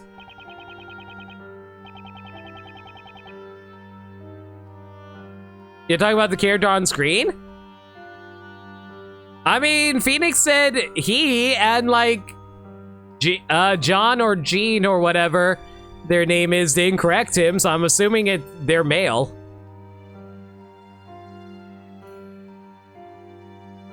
I know you shouldn't assume, but when it comes to media, I think you can assume in this instance. I understand, we'll be careful. But to be fair, I'm not entirely sure if they actually are male or female either. They kind of have traits of both.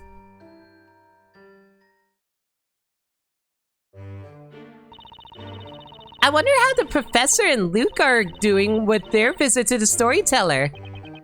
Yeah, I've been wondering about that too. A chance to meet Labyrinthia's creator. Let's just hope they don't upset the guy and have some terrible plot twist written about them. That'd only happen if that was you that visited the storyteller, Nick. The professor would never let anything like that happen. I've got a feeling they'll come back with only some pretty useful leads. We have to do our best too, Nick. Let's keep up our side of the investigation. You got it, Maya. We're all in this together. Come on, let's see what we can do. Can someone start playing East High music, please? That's the spirit. That's the spirit? I swear, I can't hear That's the Spirit without thinking of Rocket Power.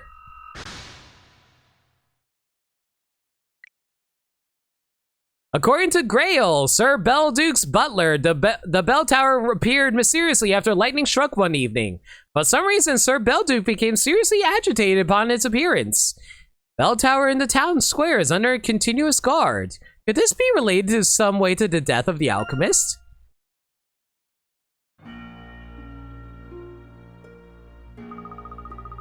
The great witch Bazilla will be tried in the court.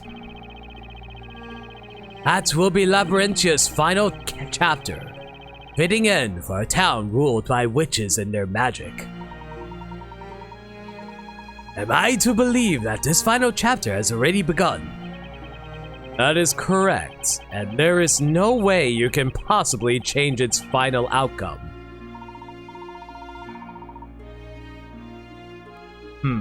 I wonder about that. You see, I gave my word to a young lady. I promised that, without fail, I will be able to rescue her.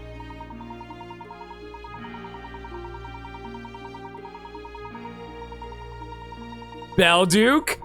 Bell Tower? The tower's his long-lost brother! Oh, of course! It's the brass tower that got burned down! Clearly!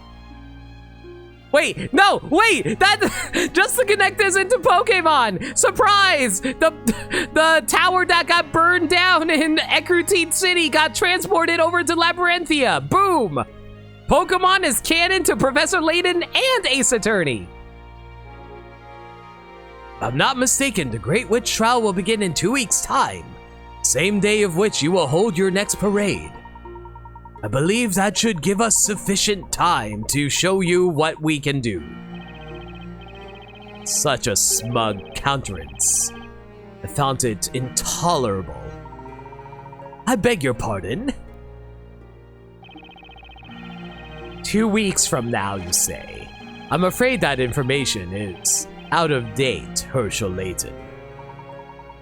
Out of date? What do you mean? My parade will be held the day after tomorrow, according to the amended story. What? This game isn't canon to Ace Attorney? Says you! It's canon in my heart! No, I know it's not canon. I'm just making dumb jokes. That being said, though, can I just say really fast? Of course I know what is or isn't canon, but like, speaking personally, I like to imagine crossovers are canon just for the fun aspects of trying to figure out how they fit into each other from a timeline and universal standpoint. It's why, like, even though I know stuff like Super Smash Bros. Is not canon to all the franchises represented, it's such a fun idea to think about how these characters would interact if they were actually canon to each other in some way or fashion. So, like, whenever I make those kind of jokes, that's me having fun with that idea, but I also know it's not canon. Not according to more, it isn't. Exactly. Day after tomorrow? That's not fair. Now's the kind of countenance I want to from the characters in my story. What? Aw, poor Luke. He be crying. He cry. That's what I do, don't you know? I decide the fate of characters who have no knowledge of their future. It would appear that you are not yet fully aware of the gravity of the situation. Let me see now. Just for fun, I'll write you a little story. Story full of surprises and a few tears. You're going to write the story of Mother? No crying until the end. I shall enjoy seeing the emotions of the characters as they play their parts. A story for us? Stories are a fixture of this town. You would be wise to embrace them. Let's see. I think we need a stimulating incident. We shall have a witch, some witchcraft, and perhaps a little death. Death? You can't! Oh, but I can. Let me see. This is a golden opportunity to use the alchemist's residence.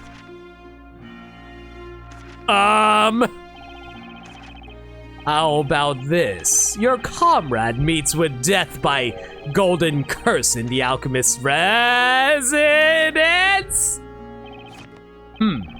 This could be a truly interesting story. No way! Feel free to act as you wish when playing your role in the story. How can you?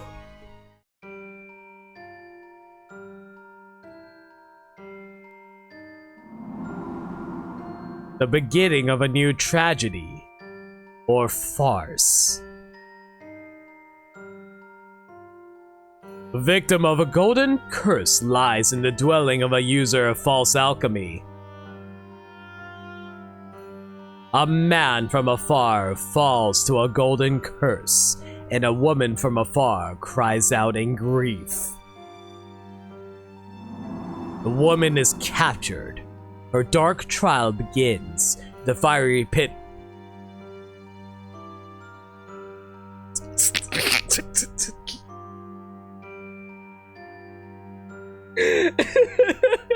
I'm sorry. I'm sorry. I shouldn't be laughing, but is Maya about to be put on trial again? Are we seriously about to... Are we seriously? Don't answer in chat, obviously. No spoilers. But is Maya seriously about to be put on trial?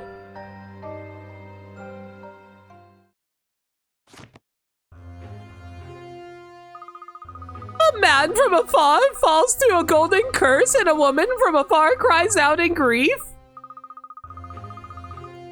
This must be referring to Maya and Mr. Wright! Yep, exactly, Gaddy. If we don't do something, Mr. Wright and Miss Faye will be in danger. There's no time to lose, Luke. Let's go and find them. Right you are, Professor! The story has already been written. And no matter what you do, you will not change the result. I do not agree.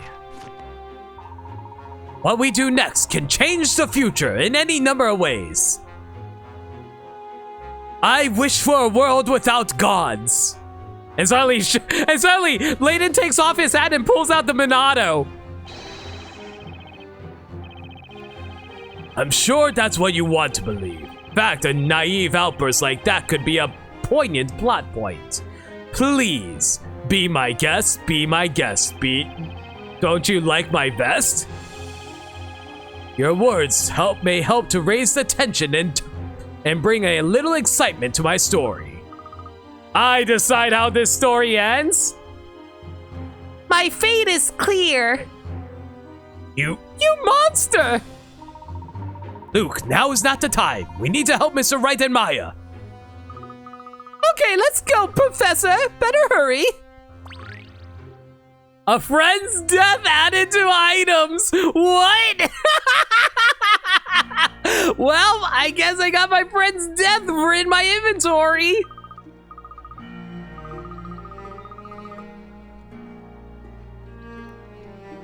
Professor, did you hear a flapping sound coming this way? Sound of a large bird, perhaps.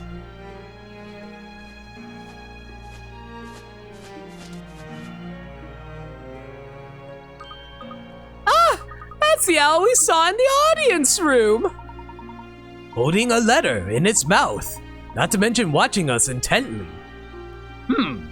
This red wax seal seems very familiar.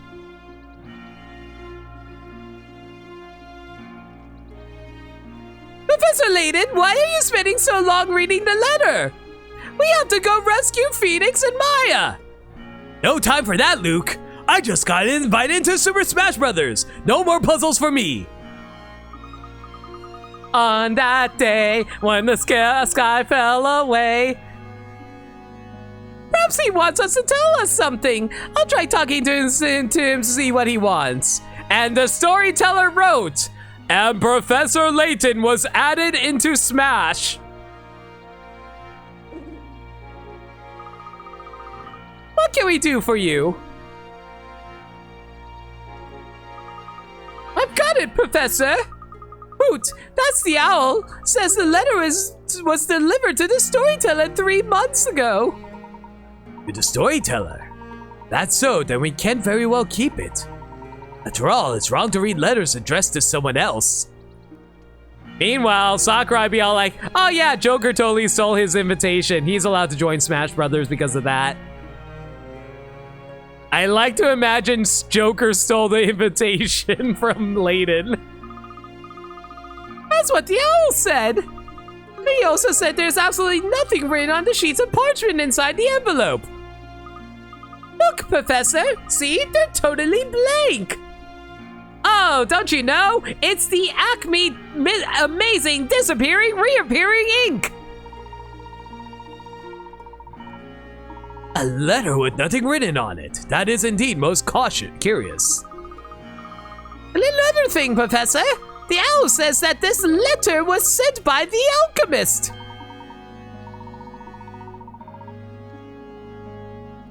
Yeah, I know, but Masahiro Sakurai literally confirmed on Twitter, oh, hey, he stole the letter, somebody stop him. What's that, my boy? Written by the alchemist? Here, actually, you know what? Hang on, let me go find the tweet for you.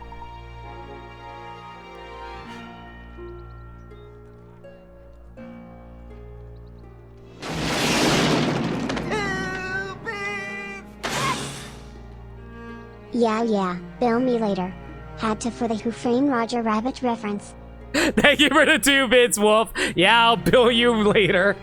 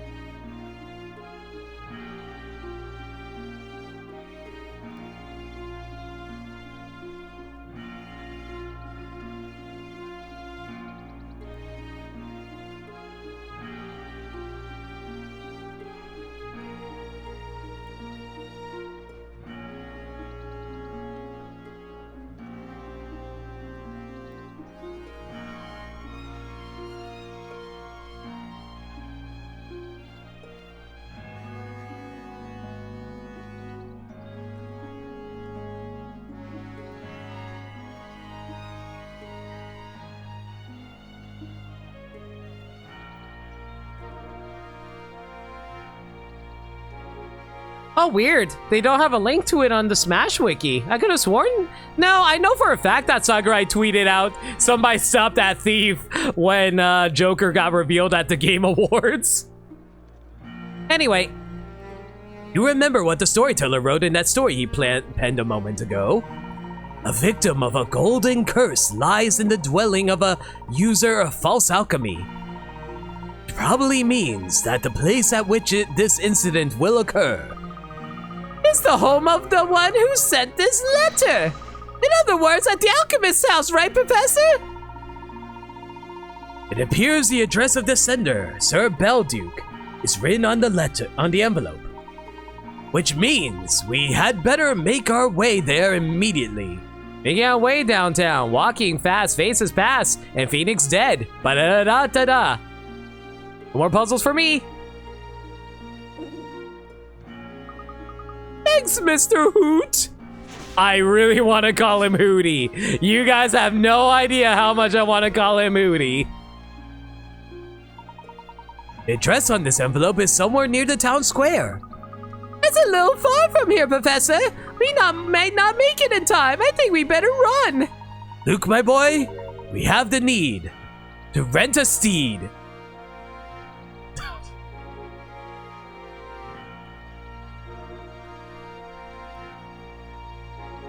I'm done.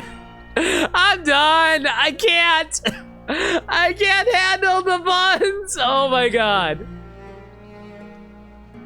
We have the need to rent a steed. I think you're right, Professor. That would be far quicker than running. And off we go. Quickly, Luke. There's no time to lose. On our way, Professor. Hey, easy, boy. This horse is certainly spirited. The need for steed? Exactly.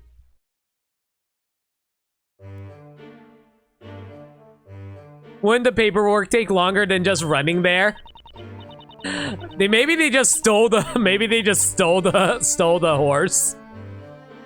Say, Nick, have you noticed how the color of that wall is different from all the others on the room? I think I've investigated enough crime scenes by now to notice something as obvious as that, Maya. I'm embarrassed to admit it, but actually there's a small fire here a while ago. It was my fault. The wall ended up a little bit singed in the process. Now that you mention it, there are some signs of a fire on the floor there too.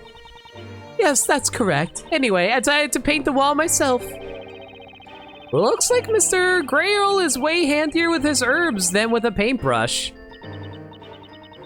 I let a candle set fire to some dry straw. That felt like the kind of joke Ace Attorney would make, and I love it.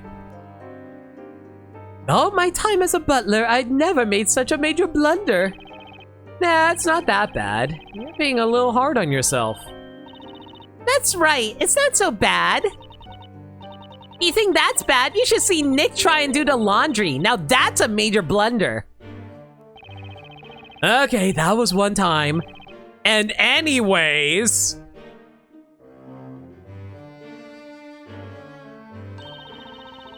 Let's go check out Mr. Belduke's study. While we're here, could you show us around your room a little, Mr. Grail? Of course. If it will bring you any closer to finding the truth, be my guest. However, as the Knights of the Inquisition have ordered the crime scene be left undisturbed, I must ask that you refrain from touching anything while you're in the room. Or study. Sure, we'll be careful.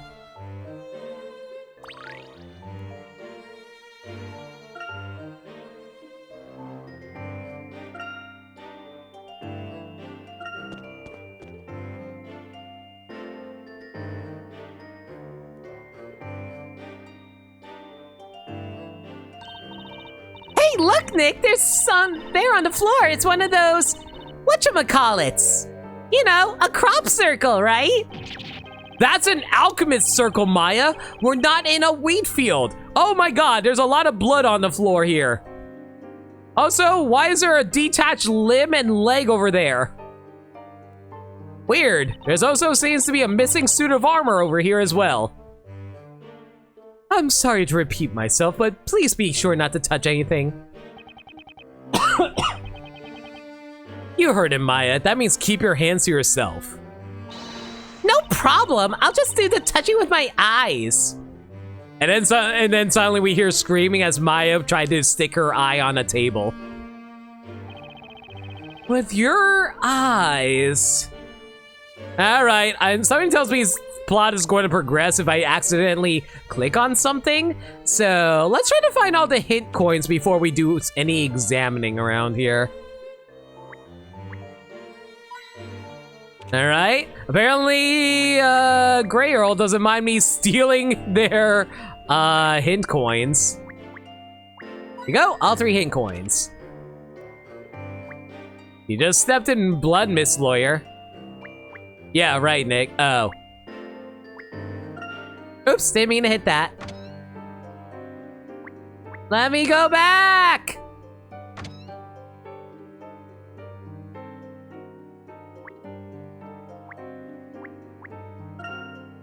Oh, that's a magic circle! It's neatly drawn and it sure looks magical. I guess that's the kind of stuff you're into, being a spirit medium. I think that's the first time the game even acknowledged the fact that Maya's a spirit medium. Do we ever have her channel anyone in this game? That's not an answer for chat. That's a globe for the night sky. The alchemist was also an astronomer, or maybe he was into astrology.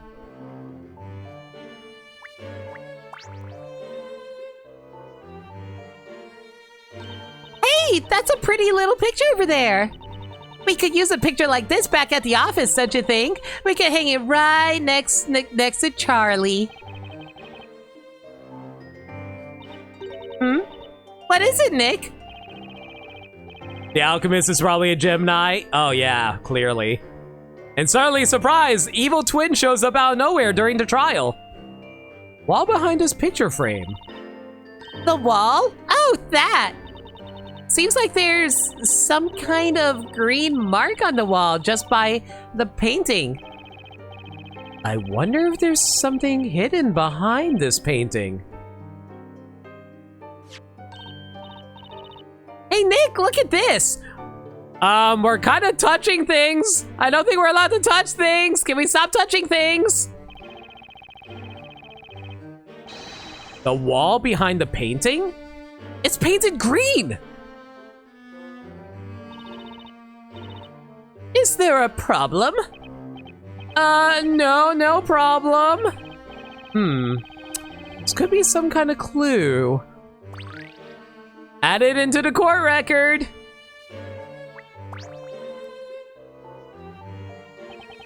The wall behind this little painting has been painted green.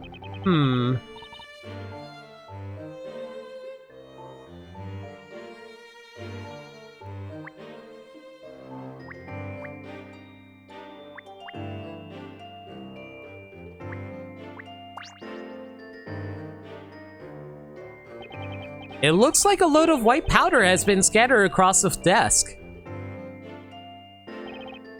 About this white powder. Has it been here since the incident? That's right. It was just like this when I entered the room on the morning following the incident. I have left it this way ever since.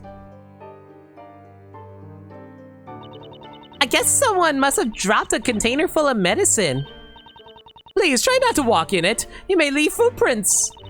Now that you said it, all I want to do is leave little footprints all over the place. I'll be like, Maya was here. Maya, I'm pretty sure this is why you're always being convicted in court cases.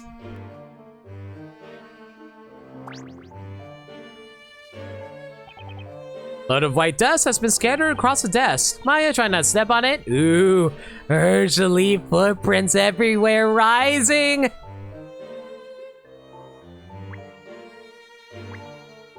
Maya's you know what Maya would be? Maya would be like the Riddler from Batman. She'd be all like, "Oh, I committed the perfect crime, but I need people to know I did it."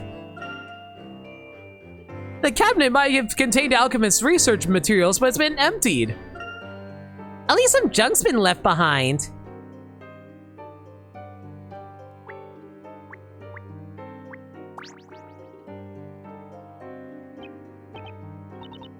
It doesn't look like there's anything else of note in here, apparently.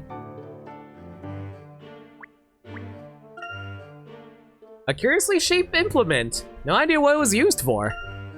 This could be a device for turning bread into gold.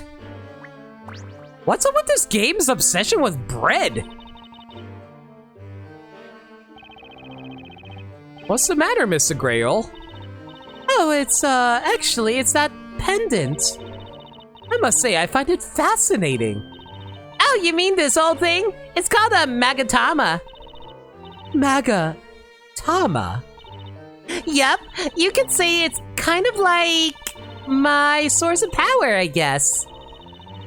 I understand. Stones are often charged with energy, after all. The pendant you're wearing is pretty neat too. It's such a mysterious color. The devs were just clearly really hungry for bread. I agree. Why would you want to turn bread into gold? Gold doesn't even taste anywhere near as good. Ignoring that, sure, you could, I guess, buy some more bread with now golden loaf of bread. I mean, you could theoretically put edible bread shavings onto bread. But you know, that'd be a complete waste of gold and for people wasting money. Seriously, why do people do that? Why do people eat gold? I don't understand that. Is it just a way to show off your wealth? Yes, I get it. You're wealthy. Thank you. Yeah, edible bread. I said edible gold on bread. Yeah, I said edible gold shavings on bread. I didn't say bread on shavings on bread. Okay, I guess maybe I said edible bread shavings. Shut up. Why am I so bad at talking some days? Of course, now, of course, the moment the streamer makes a typo with their voice, y'all be like, oh, streamer said I'm funny. It's okay, we're all getting hungry. Low-key, I'm ready to end the stream soon because I'm actually getting really hungry. Like, I'm not annoyed or anything, but I'm really hungry. Minor spelling mistake. Chat wins. No. One for chat, 0 for limit the streamer. It's an amethyst. You should meet Pearl and Garnet. Oh, speaking of Garnet, oh dude, did you guys hear how the beta for Multiverses is out right now? Oh, I gotta try that out later. I'm really excited to try out Multiverses. It looks so much fun. Master Belduke asked me to wear it. An amethyst. Amethyst brings about good vibrations in an alchemy sense. Yeah, Garnet and Steven are both playable in that. Mr. Grail. Oh, I'm sorry. I was just remembering Master Belduke. He gave me this stone and accepted me as his assistant alchemist. But now, Master, such is the order of the natural world. Gold is used for its color and also because it's expensive, even though gold leaf is so thin that it's not that much gold being eaten. Yeah. It seems like Grey Earl really misses him. He must have really respected Sir Belduke.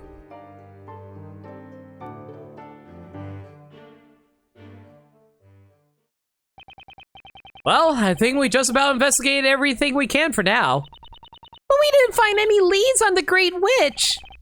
Oh, Mr. Grail? Yes, what is it?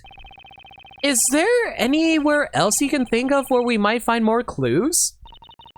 Let me see. Well, there is a cellar under this study. That's where the master kept his research materials. A cellar under this room?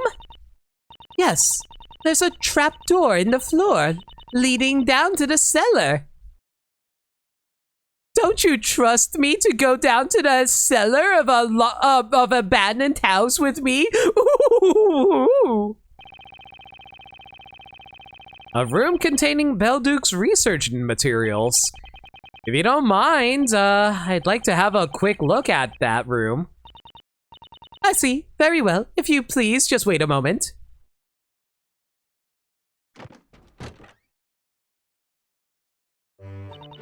That ladder leads down to the cellar, but be careful, it's rather dark down there. It looks like it might be a little cramped down there too. That's true. Perhaps it's a little bit small for the both of you at once. Okay, Nick, that seems more like your kind of thing anyway. What do you mean? I don't know, I guess you're just more suited to small, dark, damp places. I'm not a rat, you know. Come on, you know that's not what I mean. I'll just stay up here and snoop around for some clues.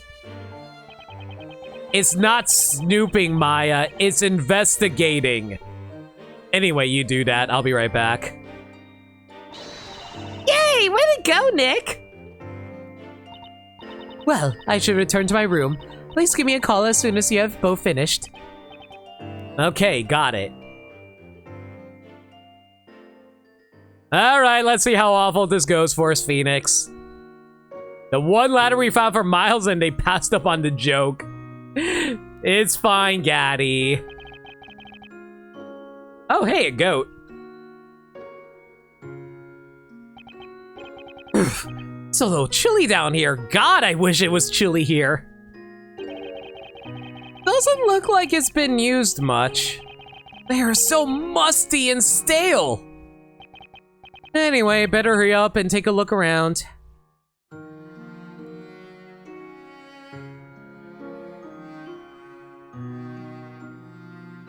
Give me one sec, guys. Grab me a drink.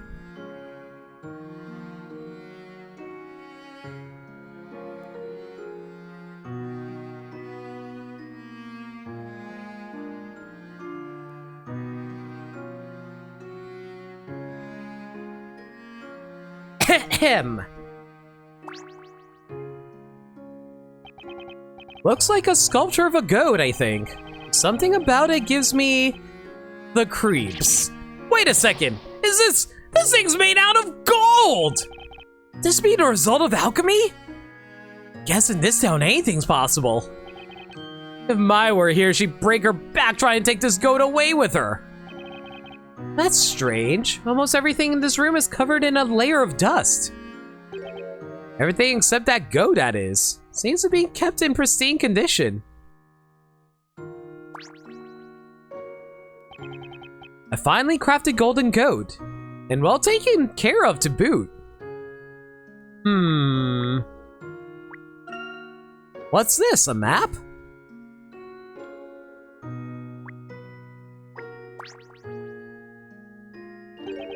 Well, well, well. If this isn't a what? That is the worst joke I have ever heard out of either Professor Layton or Phoenix Wright. That wasn't even a pun! That wasn't even clever!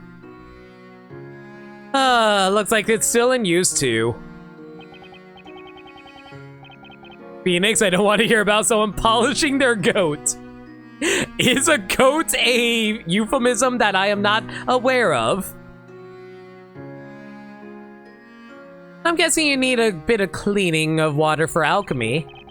Then to think of it, I haven't noticed any plumbing here in Labyrinthia. What do you mean you didn't realize there's no plumbing in Labyrinthia? You've been staying here for days now. Have you just been holding your piss and poop in, Phoenix? Have you just lost the ability to use the bathroom? Is it because writers don't write their characters going to the bathroom?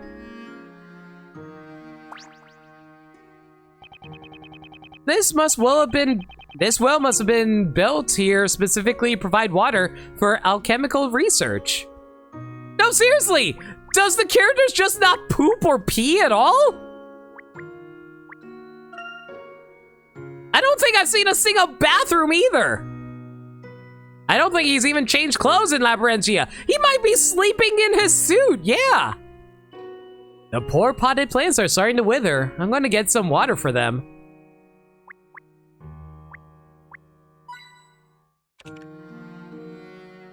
They do, just off screen. Then why did he comment about the fact he never realized that there was no running water in this town? Okay, there should be one more hint coin somewhere around here. Let's see.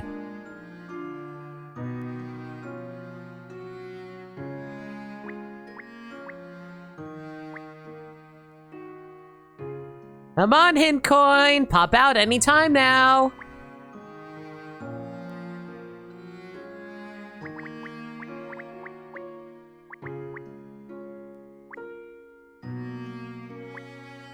Is there really no hint coin here? No, there's always 3 hint coins.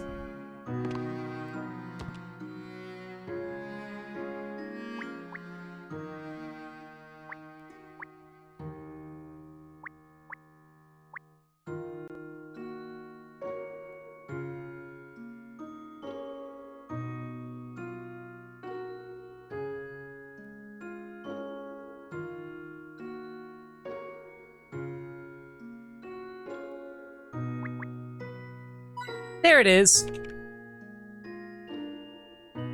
Why else do you think Phoenix keeps cleaning the toilets? It's all those burgers Maya eats. I mean, if we were back home, but there's no running water here. Looks like Sir Belduke studied alchemy here too. I don't see anything medicine-like, but there sure is a lot of equipment. This desk is pretty messy. Not a speck of dust though. Guess Gray Earl must be keeping it clean. There's a wooden box by the desk, filled with all kinds of junk. A doll is peeping out of the box. I wonder if it was left by a little girl who was one of the doctor's patients.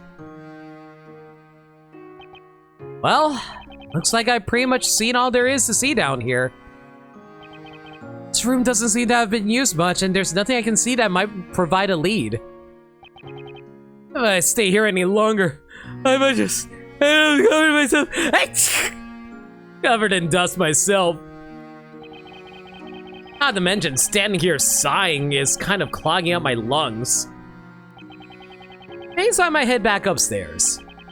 I should probably see how Maya's doing. Does Phoenix often talk to himself like this? I mean, I know he does a lot of thinking, but not like this. Who the hell are you people? No, that was not an actual sneeze. Thank you for believing it was an actual sneeze, though. This is the alchemist's house. We have to hurry. But Professor! Wait for me!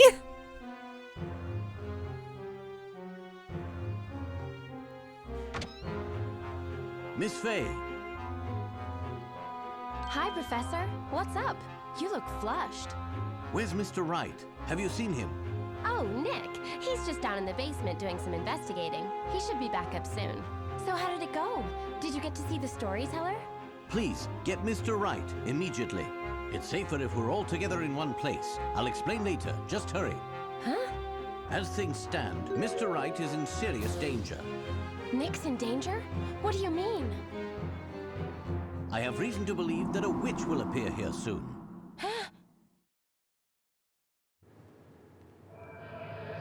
Oh?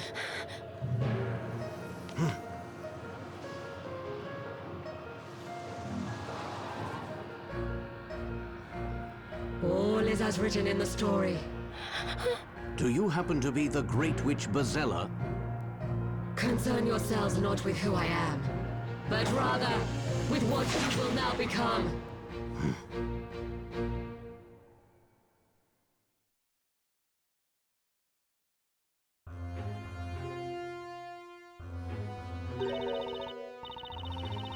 Oh, dearie me. Whatever's the matter, child? You look positively flustered. Mr. Belduke is no longer resident here. You'll need to go elsewhere for your medicaments. I know that. Let me through. It's a matter of life and death. Birdly! His name is Birdly? Life and death, you say? If so, I may foresee a hit ballad. Throw the hat at the witch. Raise up your hearts and sing with Birdly. My bird is Cracker first, second, and thirdly. Ah, this must be that rival Mr. Bardley was talking about. Anyway, I'm in a hurry. Oh, dearie, dearie me.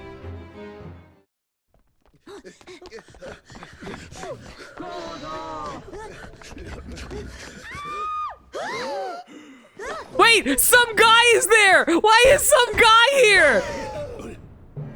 Dearie, dearie me. Oh. Oh, he lost his arm! Professor! Oh. It wasn't me! Maya! Maya! What the?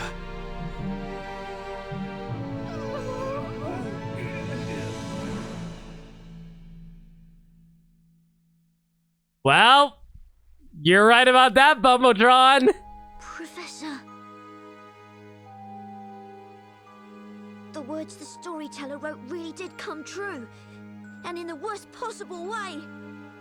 A man from afar falls to a golden curse. At first, I thought he was referring to Mr. Wright. But I got it all wrong.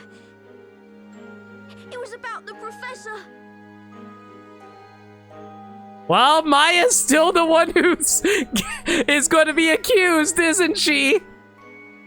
Meanwhile, some guy be like, "Hey, I cried with my own eyes. She's that girl in the spirit medium outfit.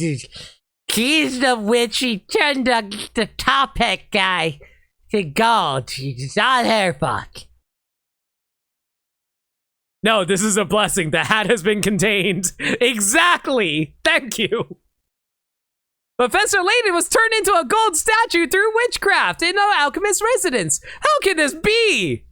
And Professor Layton's thoughts on him being turned to gold.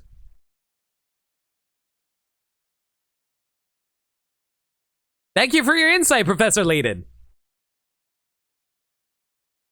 Some guy's just going to keep hijacking every case in this game, and I'm more than okay with it. I know! It's so good!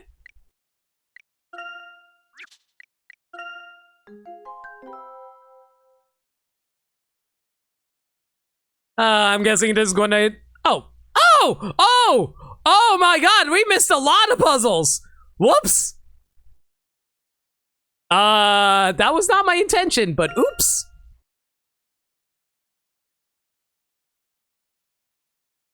Is this gore considering Layton lost an arm? Maybe.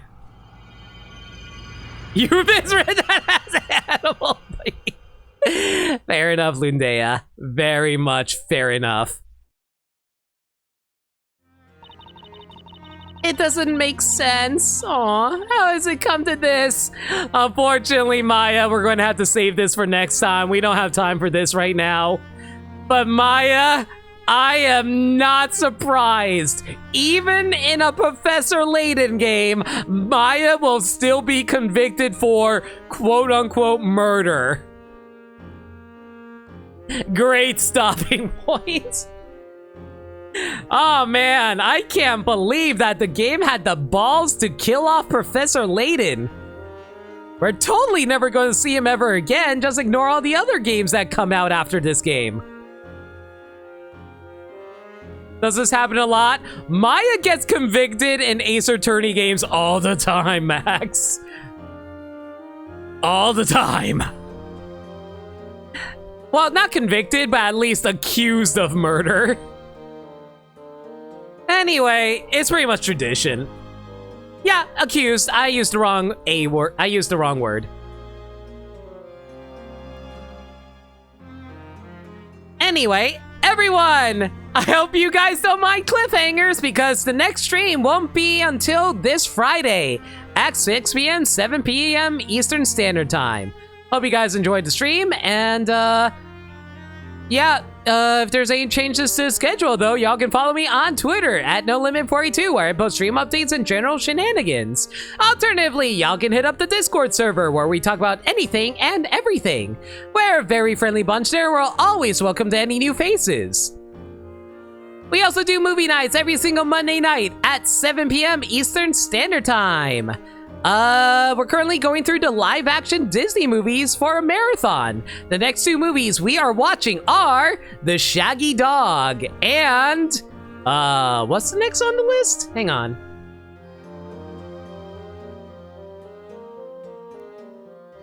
The Shaggy Dog and Darby O'Gill and the Little People. And before people get excited, the clip of the dog punching some guy in the face is not the Shaggy Dog. That's the sequel to the Shaggy Dog, so don't get too excited about that. But yeah, that's where we host it in the Discord server. If anybody wants to join in on that, consider joining the Discord server. Yeah, we're doing Darby O'Gill next Monday. If you want to join in on that, it's all hosted in the Discord. All right then. Yeah, that's about it for now. Again, thank you all for coming out. Thank you so much for the support, everyone. I really do appreciate the resubs and the bits. You guys are way too kind, and it means the absolute world and helps me out so much. You guys are way too cool. Love how we never refer to some guy by name. It's too easy to refer to him as some guy. All right, if you guys have any raid messages in mind, let me know. I'm gonna go find a raid target.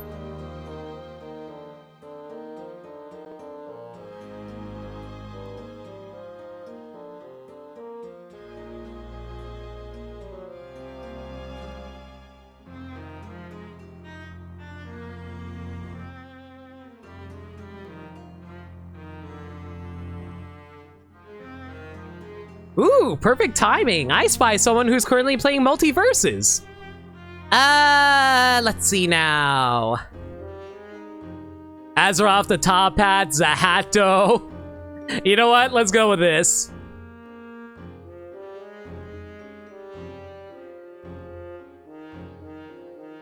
We'll go with 2 raid messages. We'll go for Big Herbo Energy, and the hat will consume all. We'll go with these 2. As for who we're going to be raiding, we're going to be raiding our very good friend Green Power Star, who's currently playing Multiverses, the Multiverses beta. Show her all the love. She is a very nice person. She actually helps me out a bunch, and she's very kind. Show her all the same love you guys show me. But yeah, of course, thank y'all for coming out tonight. Like I said, next stream will be on Friday. Until then, stay safe, take care of yourselves, and remember, love always. Have a good night, everyone.